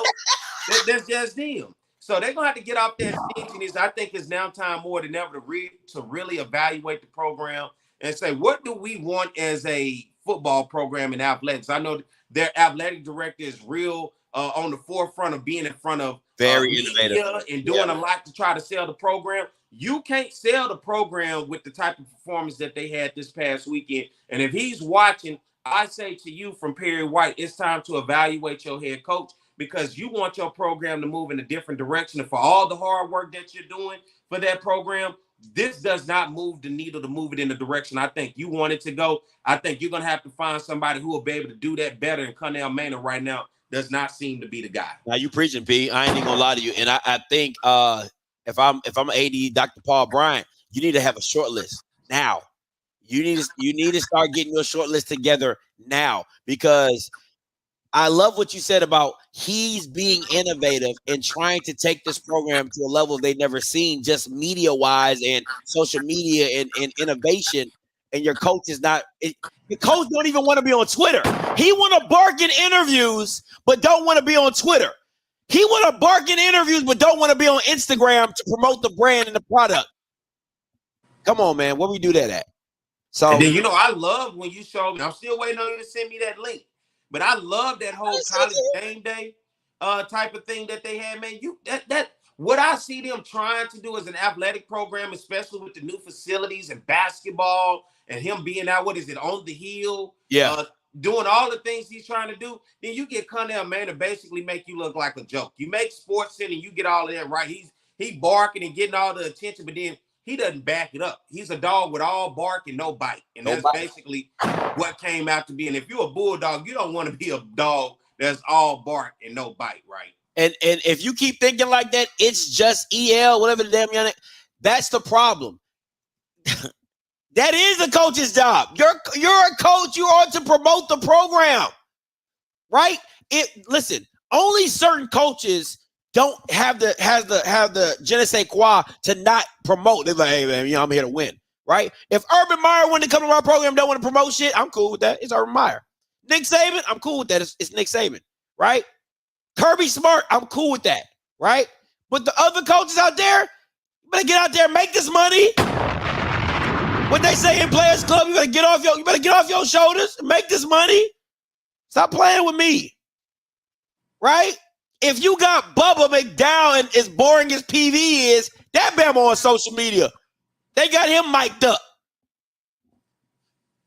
Connell Maynard can get mic'd up, and it would be gold. It would be social media gold.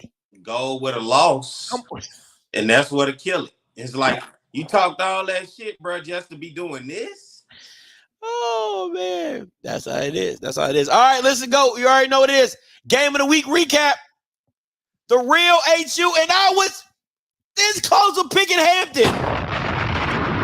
I was this close to picking Hampton. And they this close to losing. They were. And what really saved them is that pick got called back. But that's what really saved them. Let me say this. This game is not on Quentin Williams. I want to be very clear about that because, you know, Erica, shout out to Erica. She's a Howard alum. She's been all over Twitter talking about Quentin Williams. And I've been very critical of Quentin Williams. I think he's very sporadic as a quarterback. But this game, that Bama was dropping. I mean, he was dropping dimes. He was throwing that ball like nobody. He looked like a starting quarterback. And you have to give him kudos. His defense couldn't tackle my grandmother in a phone booth. They could not tackle. That Bama Burris or Burks, whatever running back they got at Hampton, he's a problem. He's been a problem for the last 3 weeks, and Howard could not tackle that Bama. Christopher Zealous doing what Christopher Zealous does, turn the damn ball over. That's what he gonna throw a pick. That's just what he gonna do. You can put him down for one pick, right? So listen, if you have anybody to blame in this game, it is Howard's defense for not getting the stops when necessary. But Quentin Williams played a hell of a game offensively. Howard played an immaculate game offensively, but just in the 3 minutes left and they had down by 1, he didn't make the one drive. Listen, momentum is real, okay? And you have to understand that when you're playing football. A lot of people just talk about it. Momentum is real. And when that thing shifts on you, it is hard to get it back. Ask Colorado State what happens when momentum shifts. All right, Perry, what you got? It is. And, this turned into an instant classic when you talk about the real HU. This is black college football. This is the type of stuff you're looking for where it comes down to the end. And it's a 1-point swing there, 1-point swing there. Here and there. And I love the fact that you talked about Howard in this offense. Howard, 14 of 20 in this ball game on third downs. On the other side for Hampton, 2 of 8 on third downs, 1 of 2 on fourth down. Hampton got outgained in this game in total yards. Howard, 391 total yards, 275 in the air, 116 on the ground, 1 turnover in this game. You talked about that interception. 5 of 59 in terms of penalties. On the other side for Hampton, 269 total yards, 111 in the air. They did a tremendous day on the ground. 258 on the ground, 11 penalties for 96 yards. And because they were on the ground so much, where their 1 turnover came from. It was by way of a fumble. You talked about Christopher Zealous. 10 of 21, 111 yards and a touchdown. Also on the ground for 12 carries, 63 yards and 2 touchdowns. Dual threat guy. He can try to make it happen the best that he can. But you talked about it, Elijah Burris. 6 carries, 111 yards and a touchdown, man. Listen. That's a hell of a day from your running back. On the other side, you're talking about Quentin Williams, 19 of 38, 273 yards, 2 touchdowns, and interceptions. And Casey Hawthorne, 3 receptions for 67 yards and a touchdown. That's crucial when you can get a guy for 3 receptions, 67 yards, and one of those amounted to the touchdowns. That helped Hampton in this ball game. Hampton able to get away and pull away 35-34. They're the real HU for the next 365 days. This was a classic. This is what you want. This is what sells tickets next year when this comes back on the schedule. Yeah, and Casey Hawthorne, he played at Howard, not Hampton. But the thing for me is this, right? Howard and its defense. Like, I think Howard offensively is a team that can compete with pretty much anybody, right? They can go head to head with NCCU. NCCU's defense is not all that. Let's just be very clear. It's not, right? The defense of the year is Morgan. Morgan has the defense of the year. They ain't got no offense to show for it, but they are the defense of the year, right? Howard has to find a way to get that defense together because if you watch the game, right? If you watch the game, Christopher Zealous drops back, throws a pick, and in the fourth quarter, if I'm not mistaken, I think it was like the 6 minute of the fourth quarter, 6-7 minute of the fourth quarter, and they call defensive pass interference. And the camera didn't pick up the whole route, so you couldn't see what happened at the top of the route. But literally, Perry, the kid picks it off, probably got back to the 20, and the game would have been over. And they don't. The ball goes back to Hampton. They end up scoring. And it just goes downhill from there. So, listen, I said in the beginning of the year, I said Hampton would have a better record than North Carolina A&T. I said Hampton would have more wins in the CAA than North Carolina A&T, and Hampton's making me look like the real deal Holyfield. Congratulations to Scotty tonight. Hey. Thank you. I appreciate that. That's because you got that Prairie View shirt on. Now you smart all of a sudden. That's all it is. Now you done went to an academic. I called that before I put this trash on. Before I put this trash on, I had already called it. So matter of fact, it's really itchy. So I would tell y'all, don't buy nothing. Where I get this from? I got it from Amazon. I'm trying to figure out the store. I can tell y'all, don't get it from this store. Let me go to my orders. Okay. Let me see real quick. Let's see, buy again. Yeah, right. Get your homecoming shirt, man. Yeah, should put a bad review. Logo Vision Store. Don't go visit. It's itchy. All right, this shit itchy. Don't do it to yourself. Oh man. Get some antibiotic, get some anti-ointment and shit like that. You know what I'm saying? So here we go. You already know what it is. Picks and predictions. Let's get into it. All right, first up, need we say more? I don't even need we say more? NCCU. Like what? I mean, this not even this Bama just lost to 2 Division II teams. You got anything on this, Perry? Eagles all the way. Eagles all the way. Let's just keep this moving. Kendrick, listen, man. I don't know. Mike Green, where you at? Not in green. Hey, listen. I don't know if there's a church in the Delta, but Kendrick, find one and just ask for forgiveness for taking this job, my boy. Because Jesus Christ. Let's just ask this question in. NCCU coming out getting their ass whooped, giving up 400+ yards on the ground to UCLA. Valley getting whooped up by Division II Delta State. How bad do you think this game gets? 42-7. I don't even think they really get 7, but I'm gonna give them 7. 42-7. But I think Trey Oliver is such an HBCU guy. He ain't going now. Well, I will be. You know what? I'll be remiss. This is Davis's senior year. He gonna let him fly. He gonna let. I mean, no pun intended. And the last time they played, let's remember who won this game. While we sit here acting like it's all North Carolina Central. North Carolina Central went on the road to Itabena and lost at Valley. Well, it was, first of all, that was Dancy. That was a Dancy coach team. A loss is a loss. It was a Dancy coach team now. Dancy did a little different. You know what I'm saying? So we'll see. Next up, let's see what you gonna do. I forgot who I picked. I'll tell you. I got it right here in my text messages. Help me out. Let me see. I think I went with UAPB. Finally. You did. Yeah. You did. Who are you rooting for? UAPB. Hey, let's go Golden Lions. Get that dub, baby. You got Pass Miles. This fool right here that's he just barking, man. Them Lions gonna eat his ass up. But it's on the road, though. UAPB against A&M on the road. Traditionally, if you've ever seen this game, this is an ugly matchup I used to hate all the time because it would be late in the season between two teams who probably not in contention. But this year, they get a chance to do it early on. A long bus ride from Pine Bluff to A&M.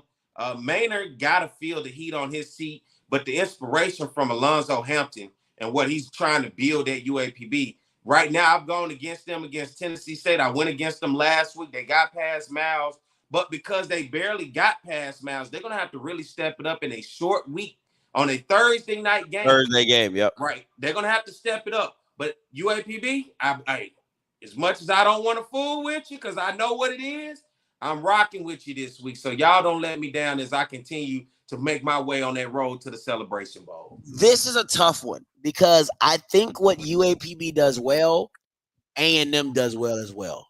Like and you got to give them credit. That A&M front seven, they're pretty good. The DBs, not that good, right? But A&M's front seven is pretty legit. You know what I'm saying? They stopped y'all on the goal line a couple times.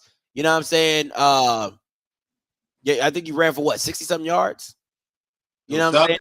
Yeah, Southern ran for like 60-something yards, something like that. So you got to give credit what credit is due when it comes to A&M's front seven. I think it's pretty legit. 62 yards to be exact. 62 yards rushing. But you passed the hell out that joker. Not the hell out of it, but you did. Oh, don't give too much credit now. Yeah, that's what I'm saying. I really like UAPB's defense. I just can't trust the offense in this one. I'm gonna still ride with UAPB. I think they have an identity. They know who they are. They know what they want to do. I'm gonna go with UAPB. I wouldn't be surprised if A&M wins this one, but I'm going with UAPB for this one. And UAPB against Miles, they rotated two quarterbacks between Jalen Macon and Mekhi Higgins. Yeah, Higgins went 4 of 12 for 64 yards, 1 touchdown. but he also was able to do some things with his legs, 12 carries for 62 yards. Make it not so much with his legs, only going 5 or 7 for 54 yards, but he was at least able to get a touchdown. So both quarterbacks at least able to get it into the end zone. Yeah, and see, this is thank you, Kevin, for dropping this stat. 62 yards on 35 attempts. That's a lot of attempts for 62 yards. And No damn doubt about it. And A&M's front seven, when it comes, they're pretty good at stopping the run. They just can't. They listen, and that's the strength of UAPB is they're a run first team, and they play off of that, right? With Jonas and BJ Curry and all those guys, they want to run the ball. So, I wouldn't be surprised if A&M pulls this out some way somehow because they can stop the run. But I like that. I like UAPB. I think they're. Where's Miss Diva 1? She was on me earlier. I finally picked UAPB. There we go. Come on now. She was talking about hitting me with a chair last week. Hey, she been on me because I've been going against the Golden Lions, and now I'm coming home, baby. I'm picking UAPB. I might change this one before we get off the live. I'm gonna let that simmer with me. No, we need to know that now because when it comes to the overall record, I don't need you picking and choosing because of after the fact. I need it on the No. I'm talking about. I said before we get off the live. Before we get off the live. Before we get off the live. You can't pick that right now. No, I gotta think about it. I gotta let it simmer with me because I'm really debating it. So I'm just this one. Not even a question. Grambling. Andrew Body ain't playing. If Andrew Body ain't playing, I ain't picking Texas Southern for nothing. I can't believe how things have changed. My God. I mean, just some weeks ago, I was getting fussed and cussed and everything under the sun because of what you believed in Texas Southern. And I made sure I mentioned it each and every time. Aside from Andrew Body, who is Texas Southern, right? Aside from Andrew Body, what have they brought in, right? Aside from Andrew Body, from what I saw in that game against A&M last year, what I said, all you had to do was shut the fuck up and run the ball. They couldn't even do that right. And now Andrew Body's out again, and they can't even do that. So, of course, I'm going with Grambling in this one. I just think Grambling offensively able to put up points. They have been great at limiting turnovers in terms of their offense. Miles Crowley has shown that he's a quarterback. He's shown at Grambling he can be successful. Without Andrew Body, man, who I love a lot at Texas Southern, that's why I'm asking. He is yet to be able to give us star power, right? All we hear is the name, but I've been ready to see star power. He's yet to give us that, and without him, who is Texas Southern? They're back to a team that's how that's what I'm saying. That's how powerful Andrew is. Without them, Texas Southern is nothing. Nada. They will go winless on the season without Andrew. That's how impactful he is. Clarence McKinney, his ass, along with Eric Dooley, fired. Connell Maynard, they all be right there on the hot seat. Fire. Get him up out of there. So, yeah, Grambling wins this game soundly. Listen, it's not even going to be a contest. This game. Tell me, go back to say who I picked in this one. Give me straight again. You picked PV over Alcorn. The spirit was in me. See, that's why I got to go with the spirit that was in me at the time, right? The spirit was in me at the time. I won't go against the spirit. Alcorn, great damn victory against McNeese, but McNeese is not the McNeese of the past. They put up 3 damn points. That's not a McNeese football team that I can remember that was dominant on the FCS level. PV has shown offensively the battle of the I formations. Hey, line that thing up and run it. 3 yards in a cloud of dust, right? Boy, it's about to be a boring ass game. I'm gonna go with PV. Offensively, they have shown they could put up some yards, man, against Abilene Christian. You know, we went back and looked at that. They can do it. And now you got a team like Alcorn who can't beat you in the air. Man, this gonna be, you know what this game is gonna be won at? The turnovers. Who can limit the turnovers the most? Listen. And I'm going with Prairie View. I think the Panthers get it done. You got on the shirt, Scotty. There it is. Listen, I want to be very clear. The only reason I'm picking this game is because of Trayvon Conley. That's the only reason I'm picking this game. I think shirt on you. You're feeling magic. No. I can't believe you're going against Alcorn at home at that. Oh, that doesn't mean much to me. Not at this point because I don't trust their team. Their quarterback situation is very shaky, very shaky, and I think Trayvon is better than what they have. I think Aaron Allen He's okay. And Tyler Macon is not it. I just want to be very clear about that. Tyler Macon is not it. So I'm going to go with the other purple and gold team, with the Panther. That's what I'm going to go with them. So, yeah. I'm going to leave it at that. Let me get some pep in your step, man. It really, damn, you made it really bothers me. It really bothers me to pick them. But at the end of the day, like, it's just like, I mean, if you like the run game, this game right here bring you back to 1947. You hear me? This what this game right here is going to do. Bring you back to the golden days to be able to have respect for the run game. It's going to look like two junior highs out there going at it. Yeah, it's going to be ugly. But I think Trajan Conley is the better of the quarterbacks, and I think he can make more plays than Aaron Allen. So, come on, Scotty, hit that PV. You know, come on, Scotty. PV. All right. No good sport, man. All you had to do was say, you know. No, I'm not doing that. That's why they don't play. You know, I'm not. There you go. All right. You got that was for you. All right. Bethune-Cookman and Little Bill versus Jackson State and TC Taylor. Go Jackson State in this ball game. I just still think Bethune-Cookman has a way to go. I like what they were able to do to get that victory against Savannah State, but I did not like what I saw against Miami. I know the competition was completely different, and the same could be said against Jackson State, against Texas State. Texas State is no Miami, right? Yeah. But at the same time, Jackson State did fight a little bit. I just think right now Jackson State just has enough. And the game is in Mississippi? It's the first home game for them, correct? Yeah, it is. It's at the vet. So I'll go with Jackson State in this one. I just think they got enough to get it done. Yeah, I'm gonna have to roll with the Pajot State too. Listen, I'm just not a believer in Little Bill. Okay, it's very simple for me. I'm not a believer in Little Bill. I think they have a very talented team. I just know that the way Jackson State wants to play the game, I don't know if Bethune-Cookman can hold up in the trenches. Because that's where you got to beat Jackson at. You got to beat Jackson in the trenches. If you can hold up against the run and you can apply pressure to Jason Brown, you got something cooking. If you can't do neither one of those, I mean, you're going to get ran out the gym. That just is what it is. You know what I'm saying? You're going to get ran out the gym. So I don't know what Bethune-Cookman looks like in their quarterback situation. Yeah, and their QB1, I think his name was like Sprague or Luke Sprague or something like that. He got hurt in the Miami game. So, and you know what was interesting? Although Jason Brown did play against Texas State, the quarterback that seemed to be the efficient one to be able to get the touchdowns was actually McDonald. That mobility, man, that mobility is something. You know what I'm saying? That mobility is something. So listen, I'll tell you one thing though. Jackson State don't walk into this game thinking that Bethune-Cookman doesn't have talent. I'll say that to you right now. Because they got some guys at running back that can hit their head on the goalpost if you give them some space and opportunity. Now, throwing the ball might be a little iffy for them, but running the ball, they definitely got some talent. But Jackson State definitely, I think Jackson State wins big on this one. All right. Oh, my bad. Wrong one. What you got?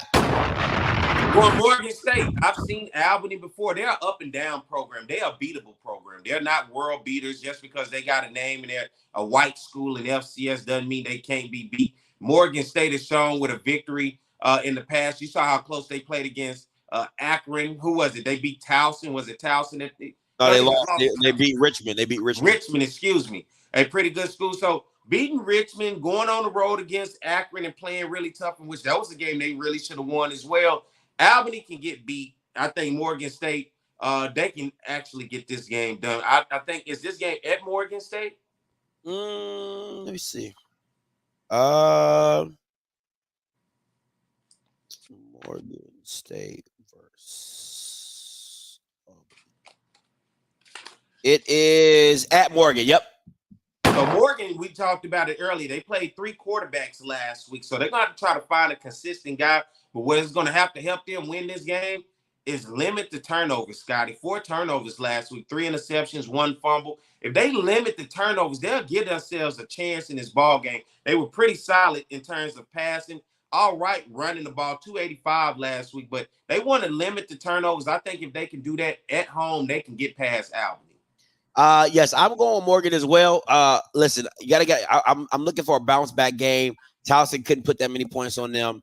Defensively, Morgan State is going to come to play. Offensively, they got to figure it out. They just got to get it figured out offensively of what they want this team to look like and be and get Deuce. I think Deuce Taylor going forward should be the guy. He just has a little bit more juice to me, but he's a little careless with the ball with the 3 NITs. So I think those are some bumps in the road that you gotta weather through the storm with him. But I do like the juice that comes with him. And Miss Sykes, thank you.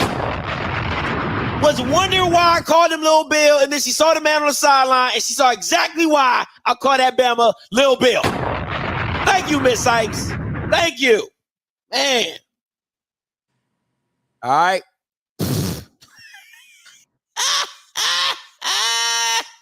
Yeah, you laughing about? You wasn't laughing not too long ago. Oh man, Towson all day, every day, twice on Sunday. That's what I'm going with.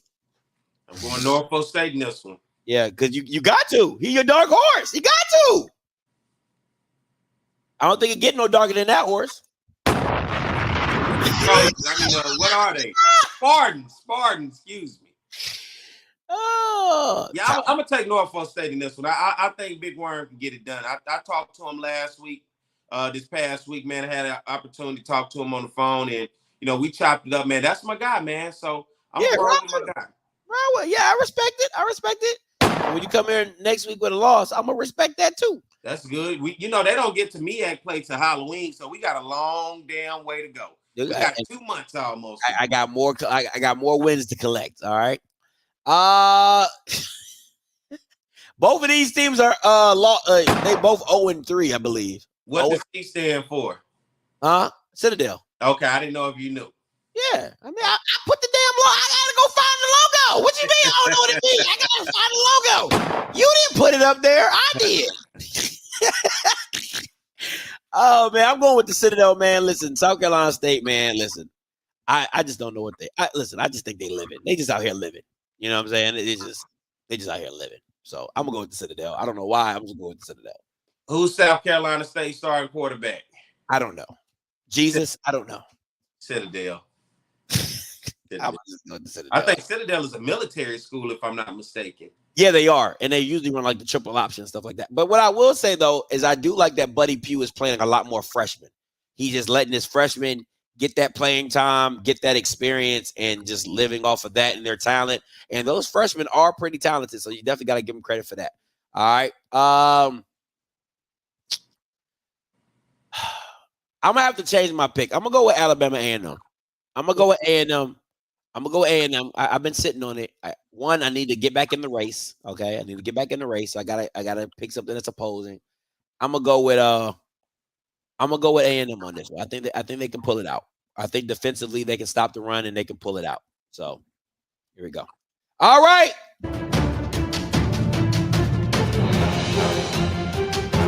Game of the week. Listen, it's here. FAMU, Alabama State, or better yet, the Rocket Mortgage Hornets. Perry, what you got? I'm going FAMU in this one. The fact that Bama State has to go on the road to Bragg Memorial Stadium. I talked about the essence of what that stadium was early in the show. It is hard for anybody to go in and get a W in there. You look at this game last year and the way that it ended. Alabama State had an opportunity to kick a field goal. It got blocked in return. FAMU just, stole the show in Montgomery, Alabama. Bama State's defense played really well. But I think now with their offensive struggles, you coming off that loss to Miles, I think right now FAMU offensively, although you're not a believer in Jeremy Moose and what he's able to do with moving the ball, I just think they have too many playmakers. When we talk about Marcus Riley, you're talking about Jennings and Yance, and then you add in Moose and everything else. FAMU seems to play three facets of the game: special teams, defense, and offense. Bama State doesn't seem to play but one thing, and that's defense. They can't kick field goals. They can't score barely on offense. And that's tough for anybody when all you can play is defense playing against a team that can play all three facets of the game. I think it starts out probably pretty close with Bama State's defense keeping it. But I think as you see the game go on, the magic of Bragg Memorial Stadium and the finesse Willie Simmons, I think you start to see them pull away. And I'm going FAMU with the win here. Dr. Lori is blowing up the chat. She said it's Ken Riley Field. Let me just say this. I don't like the name switch. I think you should have combined the names until maybe Ken Bragg Stadium or Bragg Riley Stadium. I think that would have been. I like the name Bragg. I just think that's a dope ass name. I don't think that's something you should have gave up.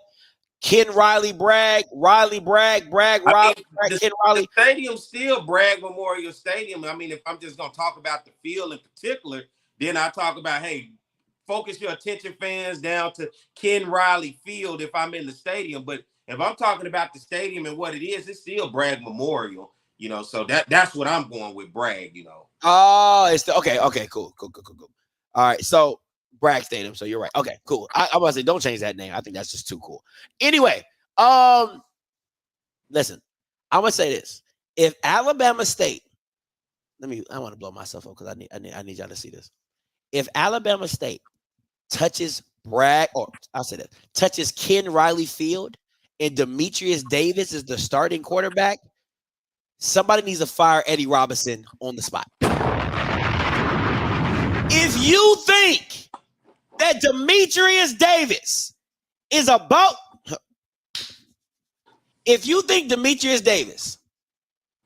going to beat FAMU at Bragg, you're smoking crack.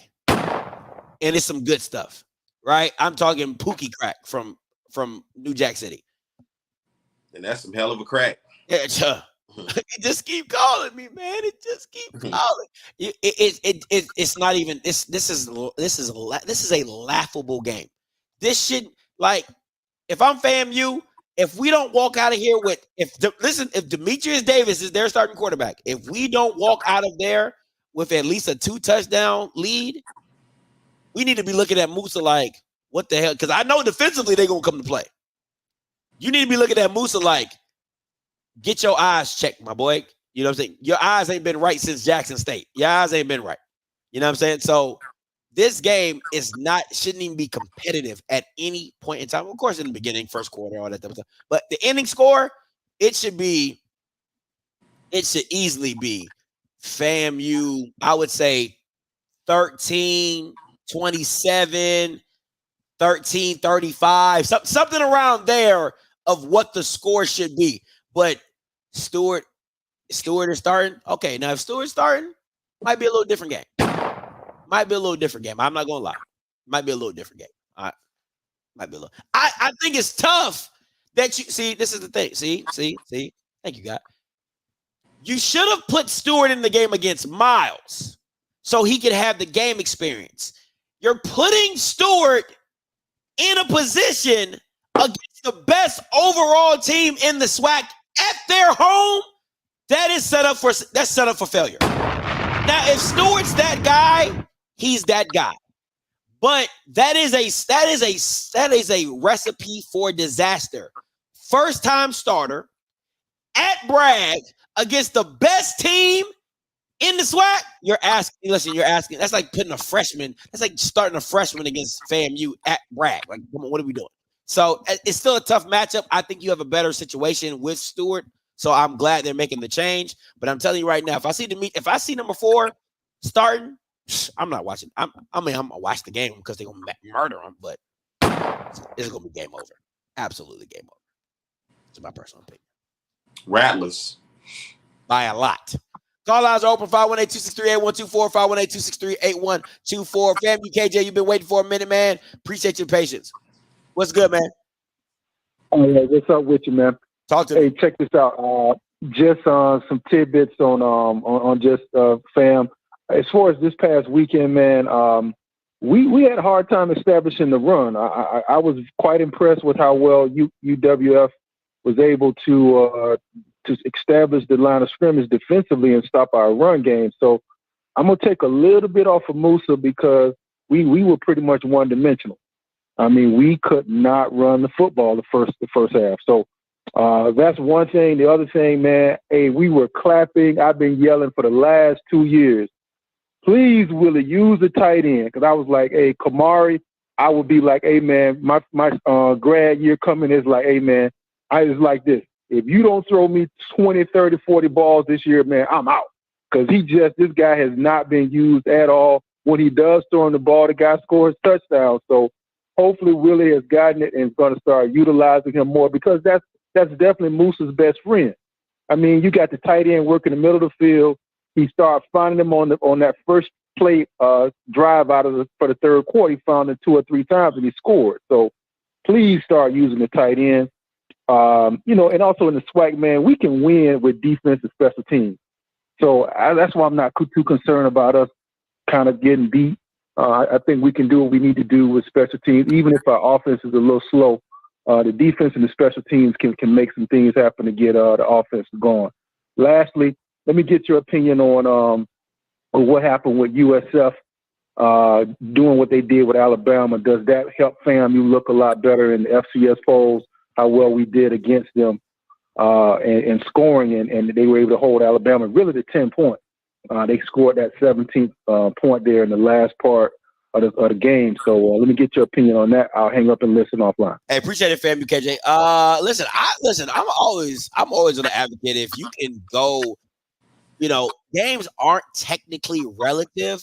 You know what I'm saying? But I like the fact that you guys were able to put up points against South Florida, and Alabama was not. You know what I'm saying? You were at South Florida. Alabama was at South Florida. So to me, it's the little things. You know what I'm saying? So I'll take it as a victory. I don't know if the FCS voters are going to look at it the same because you lost, but you know what I'm saying? I would look at it as like right on.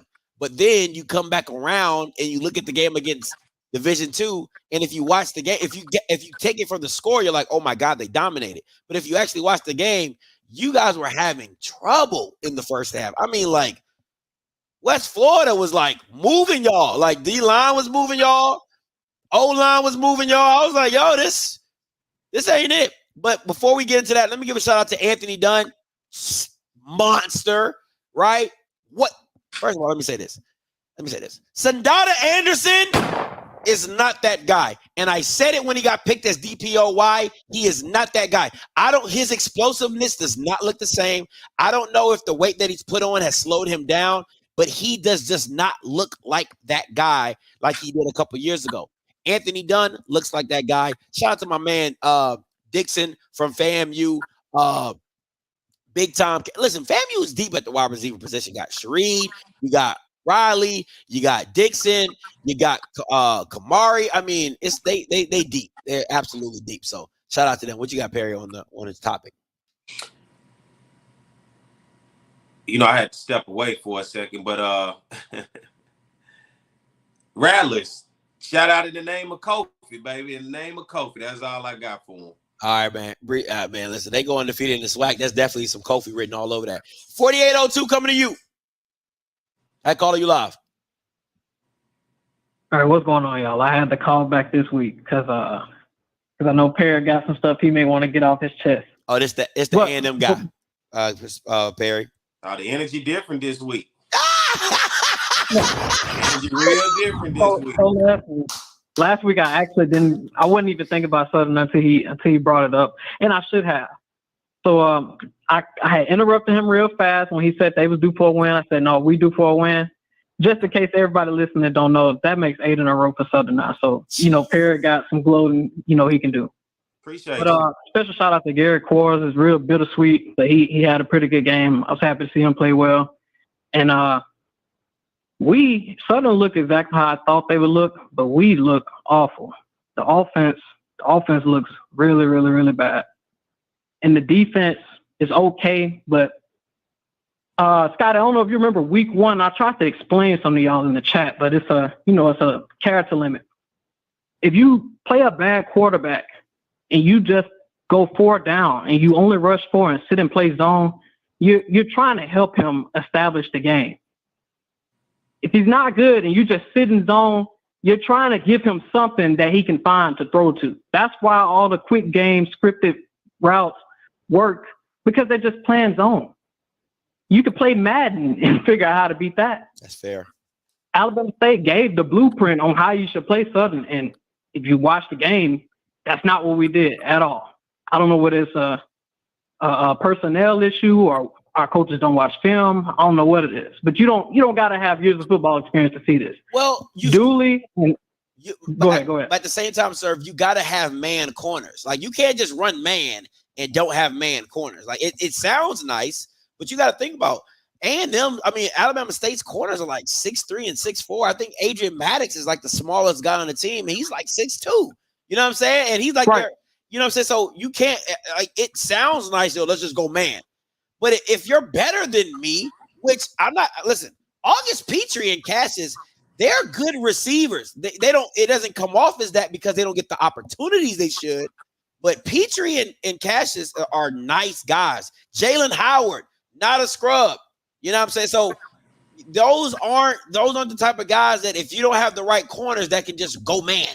You know what I'm saying? So I think your corners aren't that good. If I'm being honest. So this is the next thing I was about to say. So the last thing I just said before you said that was, I don't know if it's a personnel issue, but even if it is, at least disguise it and make it look like something else. Fair. At least show blitz, do something. Nah, that's not how A&M plays defense. They plan to stop the run. If you throw the ball, know they're playing some kind of zone scheme. They only send it for every time. And in terms of offense, man, it's just hard to look at that, man. It's so unorganized. And Quincy Casey actually played a pretty decent game to me. You're not going to hear other A&M people say that. I thought it was all right. But what we're not used to is how bad the wide receivers look. They didn't help him out at all. Ooh, they did not. They did not. They didn't help him out at all. I'm not a football guru. I make music. But I'm telling y'all, and I'm not capping at all, I guess run pass when I'm watching football, based on where the game at and what formation and what I see on the field, I guess every play right from A&M besides 4 plays. Wow. You know why I was able to guess that? Because the wide receivers, this stuff you learn in Pee Wee, they telegraph the play. I don't know whether they mad about who at QB or they mad about the play call, but you can look at their energy when they come to the line and tell whether we're about to run the ball or not. Wow. You can literally see it. In the free plays, I mean, we got several free plays that we got at the snap. You just got to want that moment. If you're the wide receiver, Cameron Young dropped one, number 3 dropped one.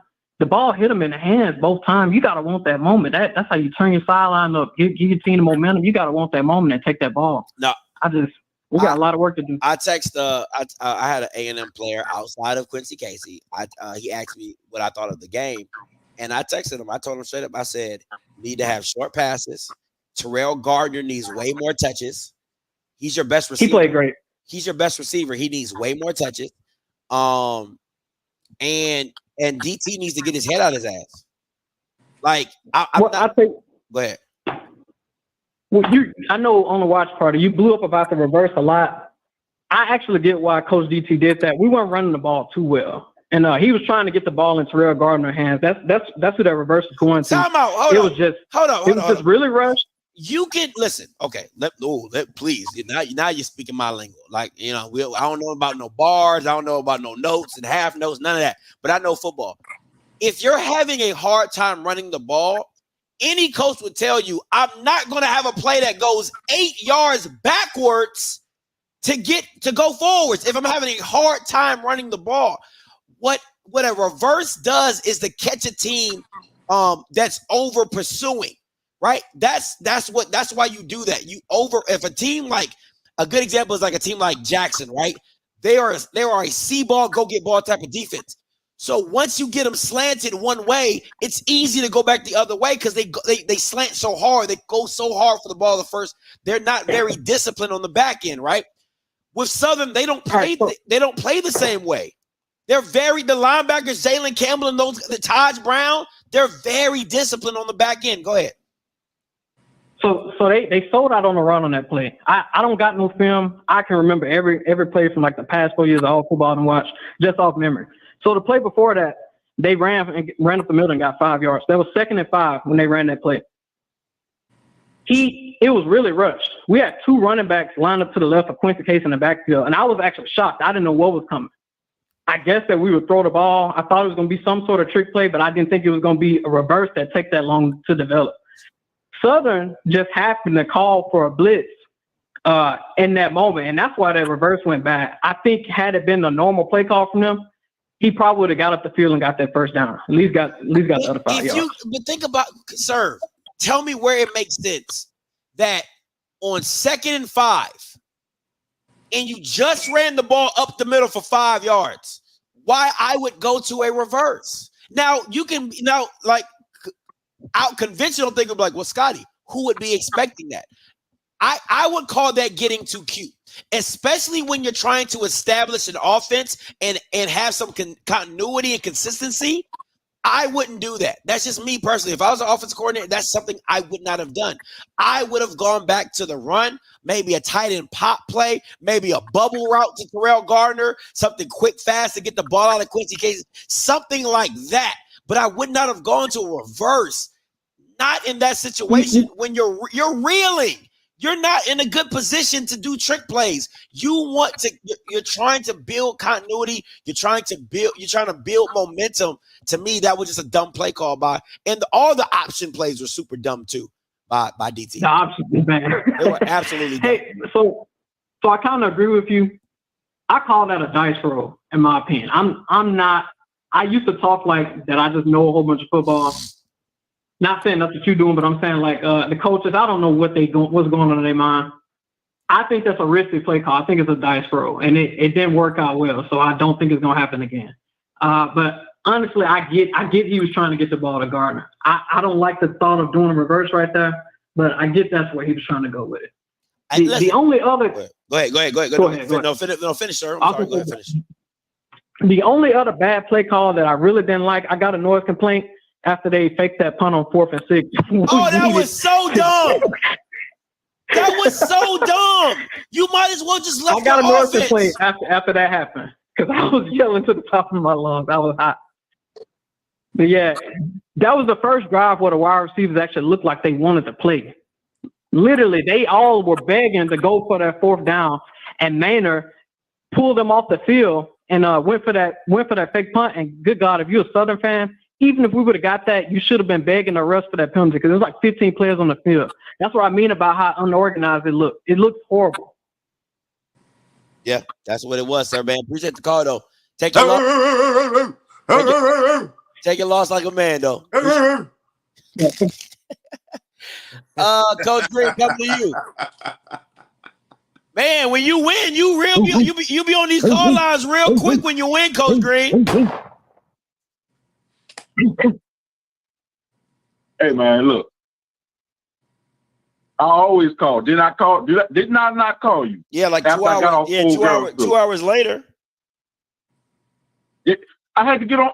Look, all these people like to call me out like I'm a run, so I got to respond to all of them. You know how you like to respond to everybody? I got to respond.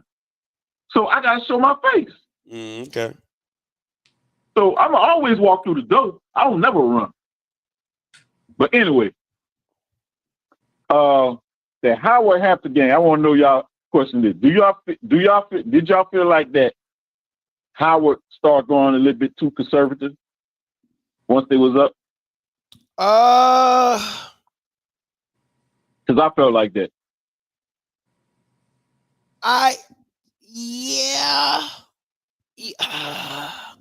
It's conservative is tough, man. Because sometimes you don't want to put guys in position to make bad plays, but then sometimes I think when you do go conservative, you take the momentum away from the game that you did have. But Perry, what's your opinion? I didn't honestly get a chance to watch the full game. I saw some bits and pieces of it, but anytime a team is up and you're trying to hold on, of course you do get sometimes a coach that's conservative because you don't want to put your team in a situation to possibly turn the ball over when it's crucial, right? So what do you think, Coach Green? I felt like I started feeling like they went conservative in that towards the end, and I thought they should have just kept on doing like I was doing from the jump, just attacking. But maybe it had something to do with Hawthorne getting hurt though. Maybe that had something to do with it because he did get hurt, and they took him out. Now, every week I'm starting to feel more and more like you, Scotty. What you mean? When it comes to JSU fans, bro. Because now when they lost, they gonna say, "Well, fam, you only pulled away in the second half, and look what we did." Or y'all got blowed out, and we played and we scored 30-something points. Why they even making any type of excuse for why they lost? Listen, I don't care what excuse they made. I saw that ass whooping every minute of it, and I enjoyed every bit of it. I don't care what excuse they want to make. Oh, we scored 34 points. I don't give two shits if you scored 60 points. All right, you lost. Okay, Yeah. that's my whole thing. Yeah, listen, you could have scored 1 point. I'm like, how y'all do that? I don't give a damn. You lost. Okay, just take your ass whooping like a man. You lost. Simple. That look, the thing they don't understand is the DB is not that, or is not that like Not they that. think they is. But hold on. But Coach, you remember, Coach Gray? I don't know if you remember. Somebody said this was the best team, from them years past. Somebody said that. I don't know who said that, but somebody said that. Oh, yeah, I know who said it. You know who said it. Yeah, somebody said it. Somebody said it.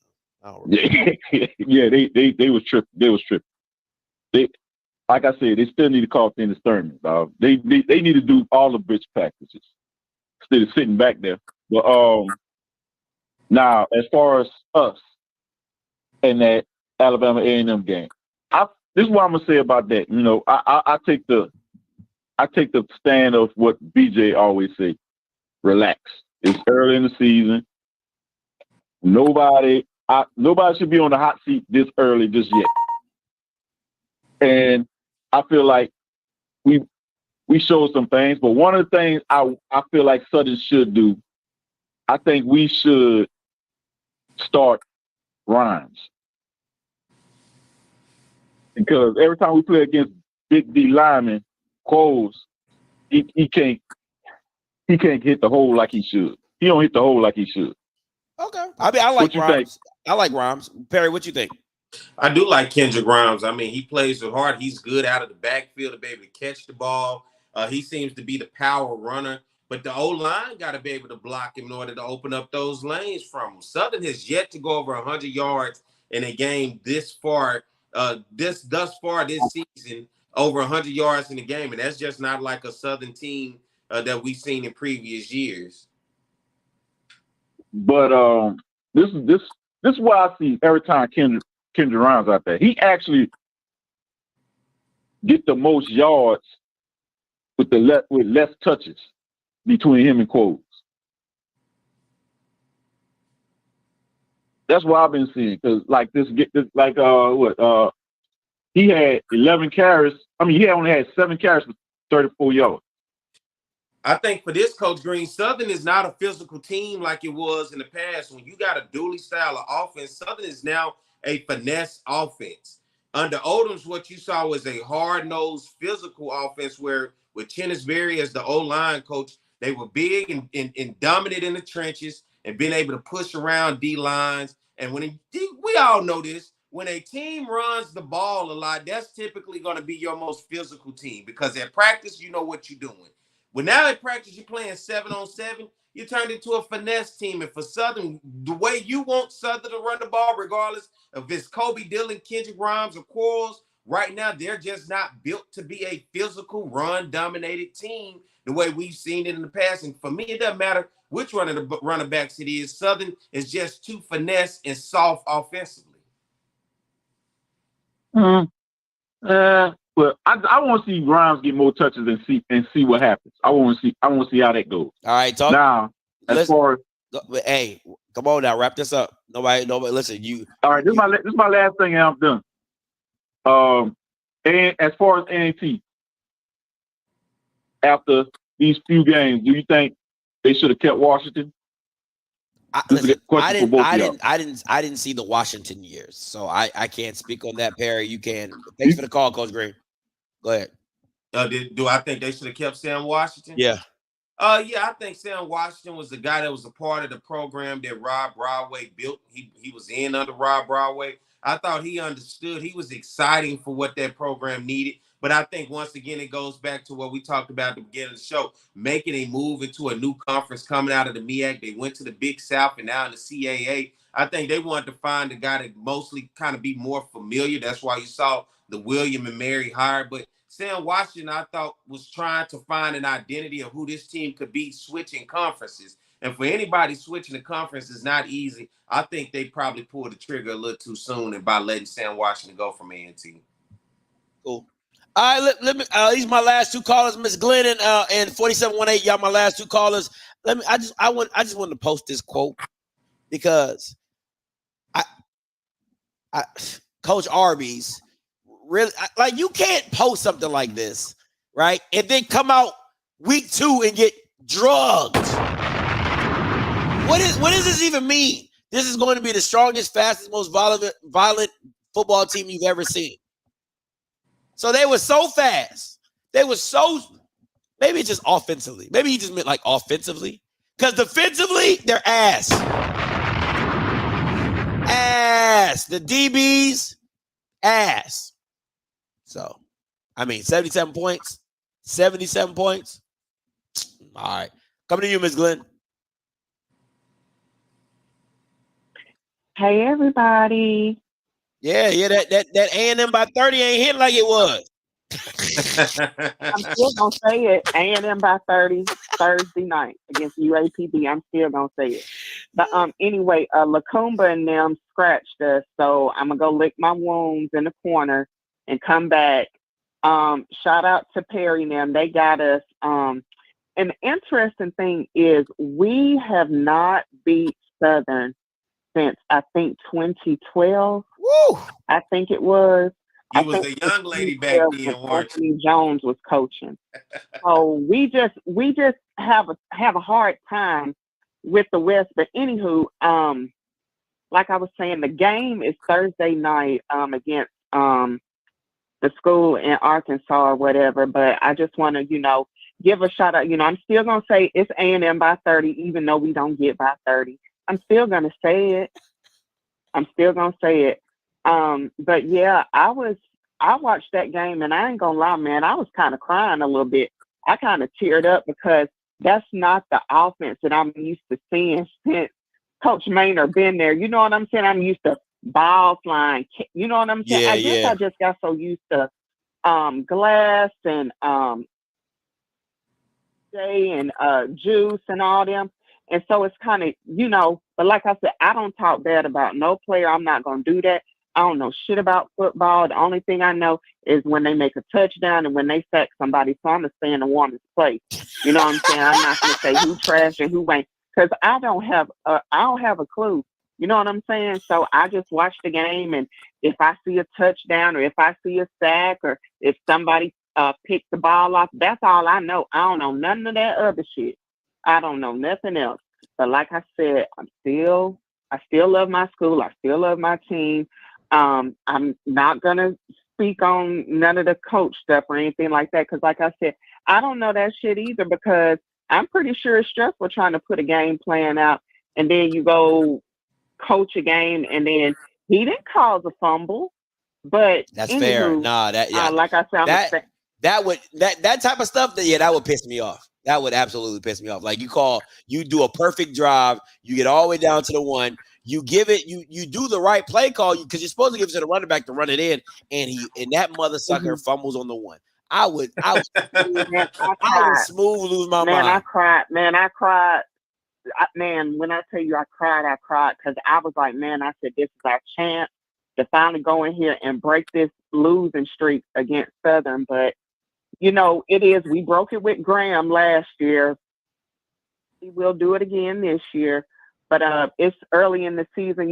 We can clean up whatever needs to be cleaned up or whatever. But I'm not going to talk about that about nobody's team, because we need to get our house in order at A&M. And I'm just that type of person. So anywho, like I said, A&M by 30. Y'all have a good night. All right, was good. Thank you so much. She was humble with it, but she know damn well she can't talk no trash. They had to bite that last week, right? Man, they was coming on here crazy. Did you remember when I told you I'm not used to that? Yeah. I've never heard that before. Now you hear him tonight, Perry. We're sorry, brother. Oh my God. Lacumba, we're sorry, Perry. I promise we won't say nothing else to you again. It's been 11 years, Perry, since we beat y'all. I swear we won't do it again. Yo, Perry, the crazy thing is like y'all didn't look up the history of like y'all not beating us. Like nobody remember the history when they was talking trash last week. But right. now Southern ain't gotta look it up, bro, because we literally know it has been forever since A&M has beaten Southern forever. It's been some close games, but it's been forever. Your kids probably weren't even born. That's funny. Right? You was a young man. Your kids probably weren't even born. My son born in 2015. Go. There you go, boy. You was fatherless out. You was living your life, baby. Hey, you see what I'm saying? A lot has changed since the last time A&M has beat Southern. Now your son, he doing the live. I didn't even have a kid. And you see my son, he'll walk by. You know, a lot has changed, man, since the last time A&M beat Southern. Now they all humble. Now I will give them, they very humble about it, right? Very humble. Thank you for your humbleness. But stop writing checks your ass can't cash and then coming on here apologizing for it. Right? I went back and looked it up. I just realized that we haven't beat you all since 2012. I'm sorry, Perry. Congratulations. Lacumba scratched us up. We're licking our wounds. Yeah, because you got a damn coach barking and no bite. He making y'all look silly out here. And I still ain't heard the frustration of them saying we need to move on from our coach. That's how I know the fan base is different. Had that been Southern, oh my God, bro, right now, we got to move on from this dude, bro. That's how I know they fan base, they don't really care about the football like that. They still trying to give him some type of leeway. Hell no.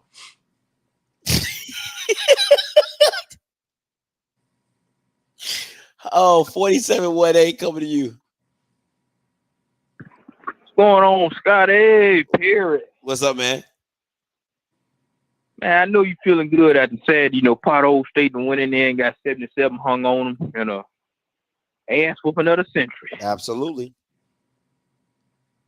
Man, honestly, man, I don't know what they're gonna do with Maynard at this point.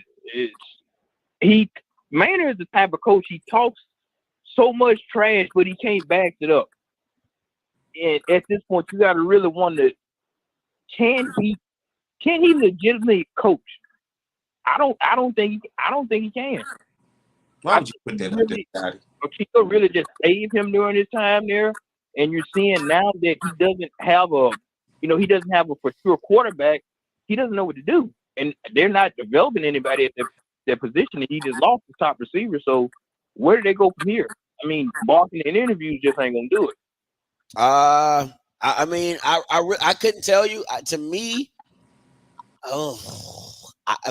this might sound bad, but I think there's a rift in just A&M, right? Because I'm not a believer of somebody going to get a job and then you move somebody up into the OC position, and then when that person gets fired from said job, you bring him back as that's effed up. I'm sorry. That's just effed up to me. And if that would have happened to me, somebody gonna have to fight. We gonna have to fight because go ahead. Well, you like you said, Scotty, the SWAC is where, individuals, they fail up. So that's what it seems like. A lot of individuals, they've been failing up as coaches in the SWAC. We'll see. But Perry, I'm gonna say this, man. That really bothered me. When I heard what happened was that DT got the job at the XFL, right? He left. Because to me, once you take a job, am I supposed to hold your job for you? I'm like that. You're leaving for better. So why would anyway? That's neither here nor there. So let me tell you this story. I'll keep it a buck with you. So when I got the news that DT was going to the XFL, I made a video about it. Right? He did leave A&M. Stupid. Right? When who are you talking to? Shut up. Right? DT called me and told me he was taking a job at the XFL. So we talking about he didn't leave. Shut the hell up. Anyway, so once I got the news that he was going to the XFL, I made a story about it. Do you know Coach Maynard called me and asked me to take it down? Like literally called you. Called me, got my number, and called me and told me to take it down. He said, "Oh, it's not official yet. We don't want to have a situation to where we lose players because they think he's not coming back and da da da da da." So out of respect for Coach Maynard, because he did a lot for me, like he let me go in the field and all that type of stuff. So I said, "Okay, cool, I took it down." Right. So fast forward, DT goes. He goes to the XFL like I said he was. Right. Goes to the XFL. He gets fired, and they just go back and they just bring him back on staff. And I listen, I don't have a problem with them bringing DT back. I just think it's messed up when you elevated somebody into that position and then you demote that person who you just elevated to give the guy said job back. I just felt that there's a riff. I just thought there was a riff. So I wouldn't be that. I would have been hot. I'm just telling you that. I would have been mad. I'd have been mad. We're not doing that. We're not doing that at all. But teach his own. Connell Maynard called you. No bullcrap. And said, "Can you take that down?" Matter of fact, I wish Key was down here because every call I take, that like I always put my calls on speakerphone. So I always, because you never know. So Key always says all my. So anybody who ever calls me, just know you're probably on speakerphone because Key is always my witness to whatever conversations that be having. Connell Maynard called me and asked me. First of all, he asked me where I got the information from. That's what he said. Tell me how that conversation. You go, "Hey, this Scotty." You answer the phone. All right, ring, ring, ring. Scotty, get off the phone. So I answered. He's like, "Say what's goody?" I did. I was like, I said, "Hello, who's this?" He said, "It's Coach Connell Maynard." I said, "What's up, Coach?" You should have said who. Okay, my bad. Go ahead. I said, "What's up, Coach?" He said, "Where did you get the information from?" I said, "What information?" He said about DT leaving for the XFL. I said, "I got it from an alum." No, he asked me, "Did I get it from Quincy?" I said, "No." I said, "I know more people than just Quincy." And he was like, "Who told you?" I said, "An alum told me." He's like, "Okay." He was like, "Well, I need you to take that video down." I said, "Why?" He said, "Because we don't know if DT's officially leaving or if he's going to stay or blah, blah, blah." And I said, "Okay." I said, "I'll take it down for you." "Oh, I really appreciate that, Scotty." I said, "Okay, no problem." Right? That's pretty much how the conversation went. And let it go like that. Because, like I said, Coach Maynard at that time, like Coach Maynard did a lot for me. You know what I'm saying? So I let me come to the sideline, all types of stuff. I wasn't tripping off taking the video down. It's just, to me, I just thought it was messed up that he left, DT left, and you promoted somebody in the position, and then when DT got fired, you gave the position back. I'm like, bro, like, I think that's effed up. That's just me personally. So, that's how I feel. And if anything, he should have gave you the information as the inside guy. Listen. Maynard comes off as a guy who likes to keep, he just likes to keep stuff. He likes to be in control of what he can control, right? That's the vibes that I get. Because for you to call me to tell me to take down a story on my platform, like, I'm like, you must really think you got some pull.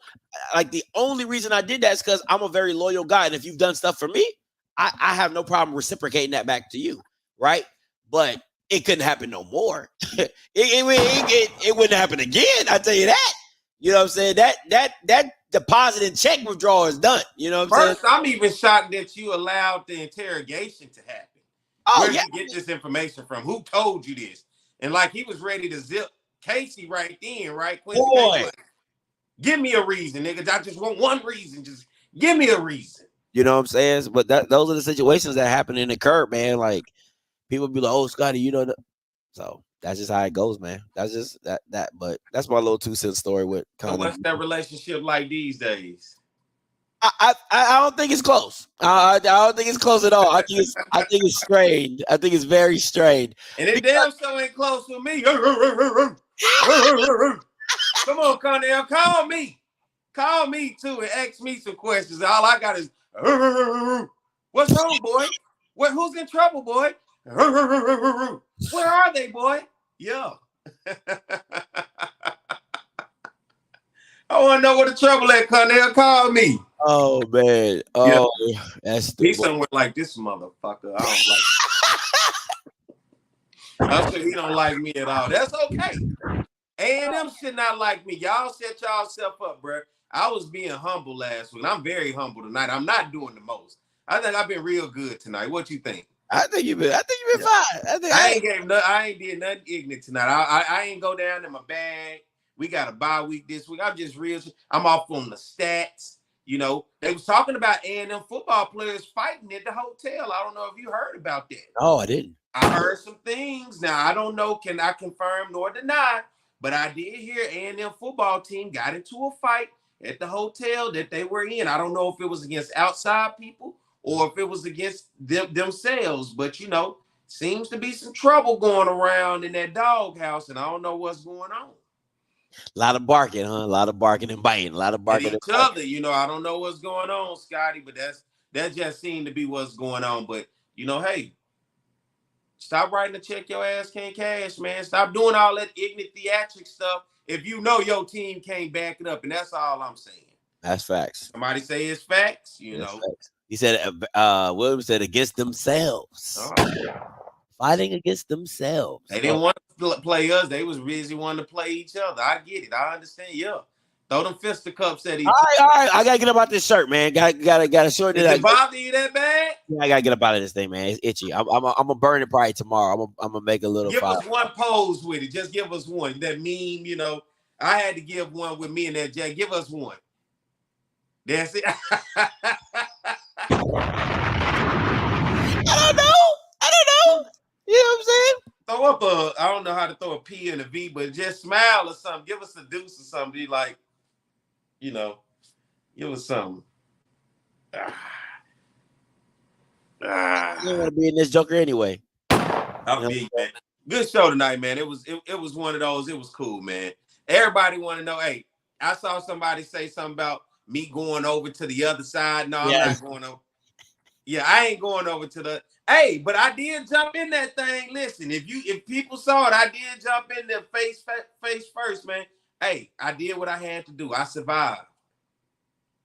I came out of there. Yeah, I heard you starting some mischief. Yeah, I had to tell them what it was, man. I told them what it was. Hey, I felt like it was real cultish going on. I felt like it was some things. As I told him, I brought a cup. But just because I brought the cup didn't mean I was ready to drink it from the cup, okay? I wasn't quite prepared because it'd be the wording, bro. If you just start listening to what be said, the wording be real different, and it be overtopping and going back. And I'm like, bro, I know I'm not crazy in this thing now. I know my mama raised me right. I know I got an education. I done graduated from some places. I know I'm not crazy, but they'll try to make you think you're crazy in the real Fox News shit. Okay, yeah. You feeling me? You quiet on this one, are you? I'm just because I've been saying it for so long, but everybody called me a hater. I'm like, listen, you got Mr. Emotional leading the charge, right? That Bama is super emotional. You can't have a serious conversation because he was like, this is my safe space. Oh, you can't tell me nothing about that. I'm like, man, like, bro, ain't nobody got time for all that. You know what I'm saying? Like, bro. Then I'm like, you over talking your co-host. The man trying to make a point and talk to me, you doing it, and then the female, I try to call her queen. I'm very respectful, but she wanted to play mind games with me. Like, come on now, don't do me like, come on now, Perry, you need to repeat after me, Perry. Like, we're not finna do that tonight. I'm not crazy, man. Let's not do that. But I know I had on the shirt from a school in Mississippi. They thought I was slow because I had that shirt on. I got it. But I snuck in through the door. Let me tell you, I don't never want to go back in that door again, boy. You got to learn the hard way sometimes. I learned the hard way. I don't want to go back in that door again, man. That place is scary, bro. That's a sunken place. I had to get up out of there. Please get me out of there. Somebody flashed that light and I woke up and I was like, oh. No, it's a scary place to be over there. That's why I at any point in chance I love seeing them in misery, man. Because what I love to do is I just love to sit back and hear the excuses. That's really what it makes me. That's what tickles my fancy. I just be over there like, What excuses you gonna make now? What like the situation with prom, right? The same people that was dick riding prom are the same people now on Twitter. Oh my God, he was never good for the culture. Oh my God, he didn't do shit for Jackson. Oh my God, we were bigger than. I'm like, yo, it's so funny to me. Like y'all, 2 years ago, it was prom couldn't do nothing wrong. It was all sunshines and rainbows. And now that Bama's over there in Colorado, linked up with the white people, and now everybody like, he is not for the culture. He's not for the people. But when I said it earlier today on my show. I said when I was outside the prom church trying to pass out bean pies, tell people not to sign up and participate in the prom church. Nobody wanted to listen to me. Everybody talking about I'm crazy. I don't know what I'm talking about. Scotty, you a hater. Now everybody talking about Scotty got more than bean pies. No, I ain't got no more.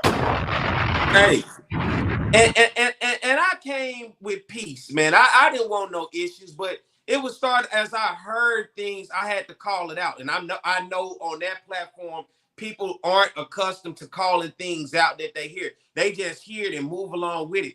But I started hearing words like the coalition, right? And I'm like, what is the coalition, right? Because what makes you think Southern is going to team up with other schools to care about what you doing? Hell, when we walk in the door, they like, damn, fuck Southern too. So what make you think it, don't nobody love us? Did you hear last week from the calls? It ain't like I'm getting no love on here. Nobody give a damn. Somebody just, what that woman told me early on here, did she say, go to hell, Perry? Right, I ain't getting no love. Ain't no coalition going on. But I was hearing things, and I just had to address things as I was hearing it, because as I come on to talk about, okay, I took a loss. I lost a bet. Fine. But then I'm starting to hear things, and I'm like, wait, you making up stuff to sell to your people, and then your people eating it up thinking it's truth to power, and it is not. And I'm here to tell you from somebody outside who didn't drink the Kool-Aid, that's not true. Yeah. You telling and speaking on behalf of us like we all doing something against y'all. And I'm telling you from the outside world, we don't give a damn. In the same breath, you say, I hope y'all lose every game in the season. And then you say, well, we don't give a damn about them folks. Sound like you give a damn if you hope I lose every game. We come on here, you don't hear me saying nothing about them folks, do you? Not really. Never. Right. Period. Point blank. I give PV more love than them people, right? Just because they need love. They need a pat on the back and a hug, right? Just because they exist. But I was just hearing stuff, man. I wanted to make sure that as I heard that, and then as I started to check the room, you ever said they see check the room, the temperature of the room? I start to see the room and say, man, this ain't right, bro. You got a guy right here want to talk something with me, talk some sports, and he say 3 words, and you done already finished his sentence for him.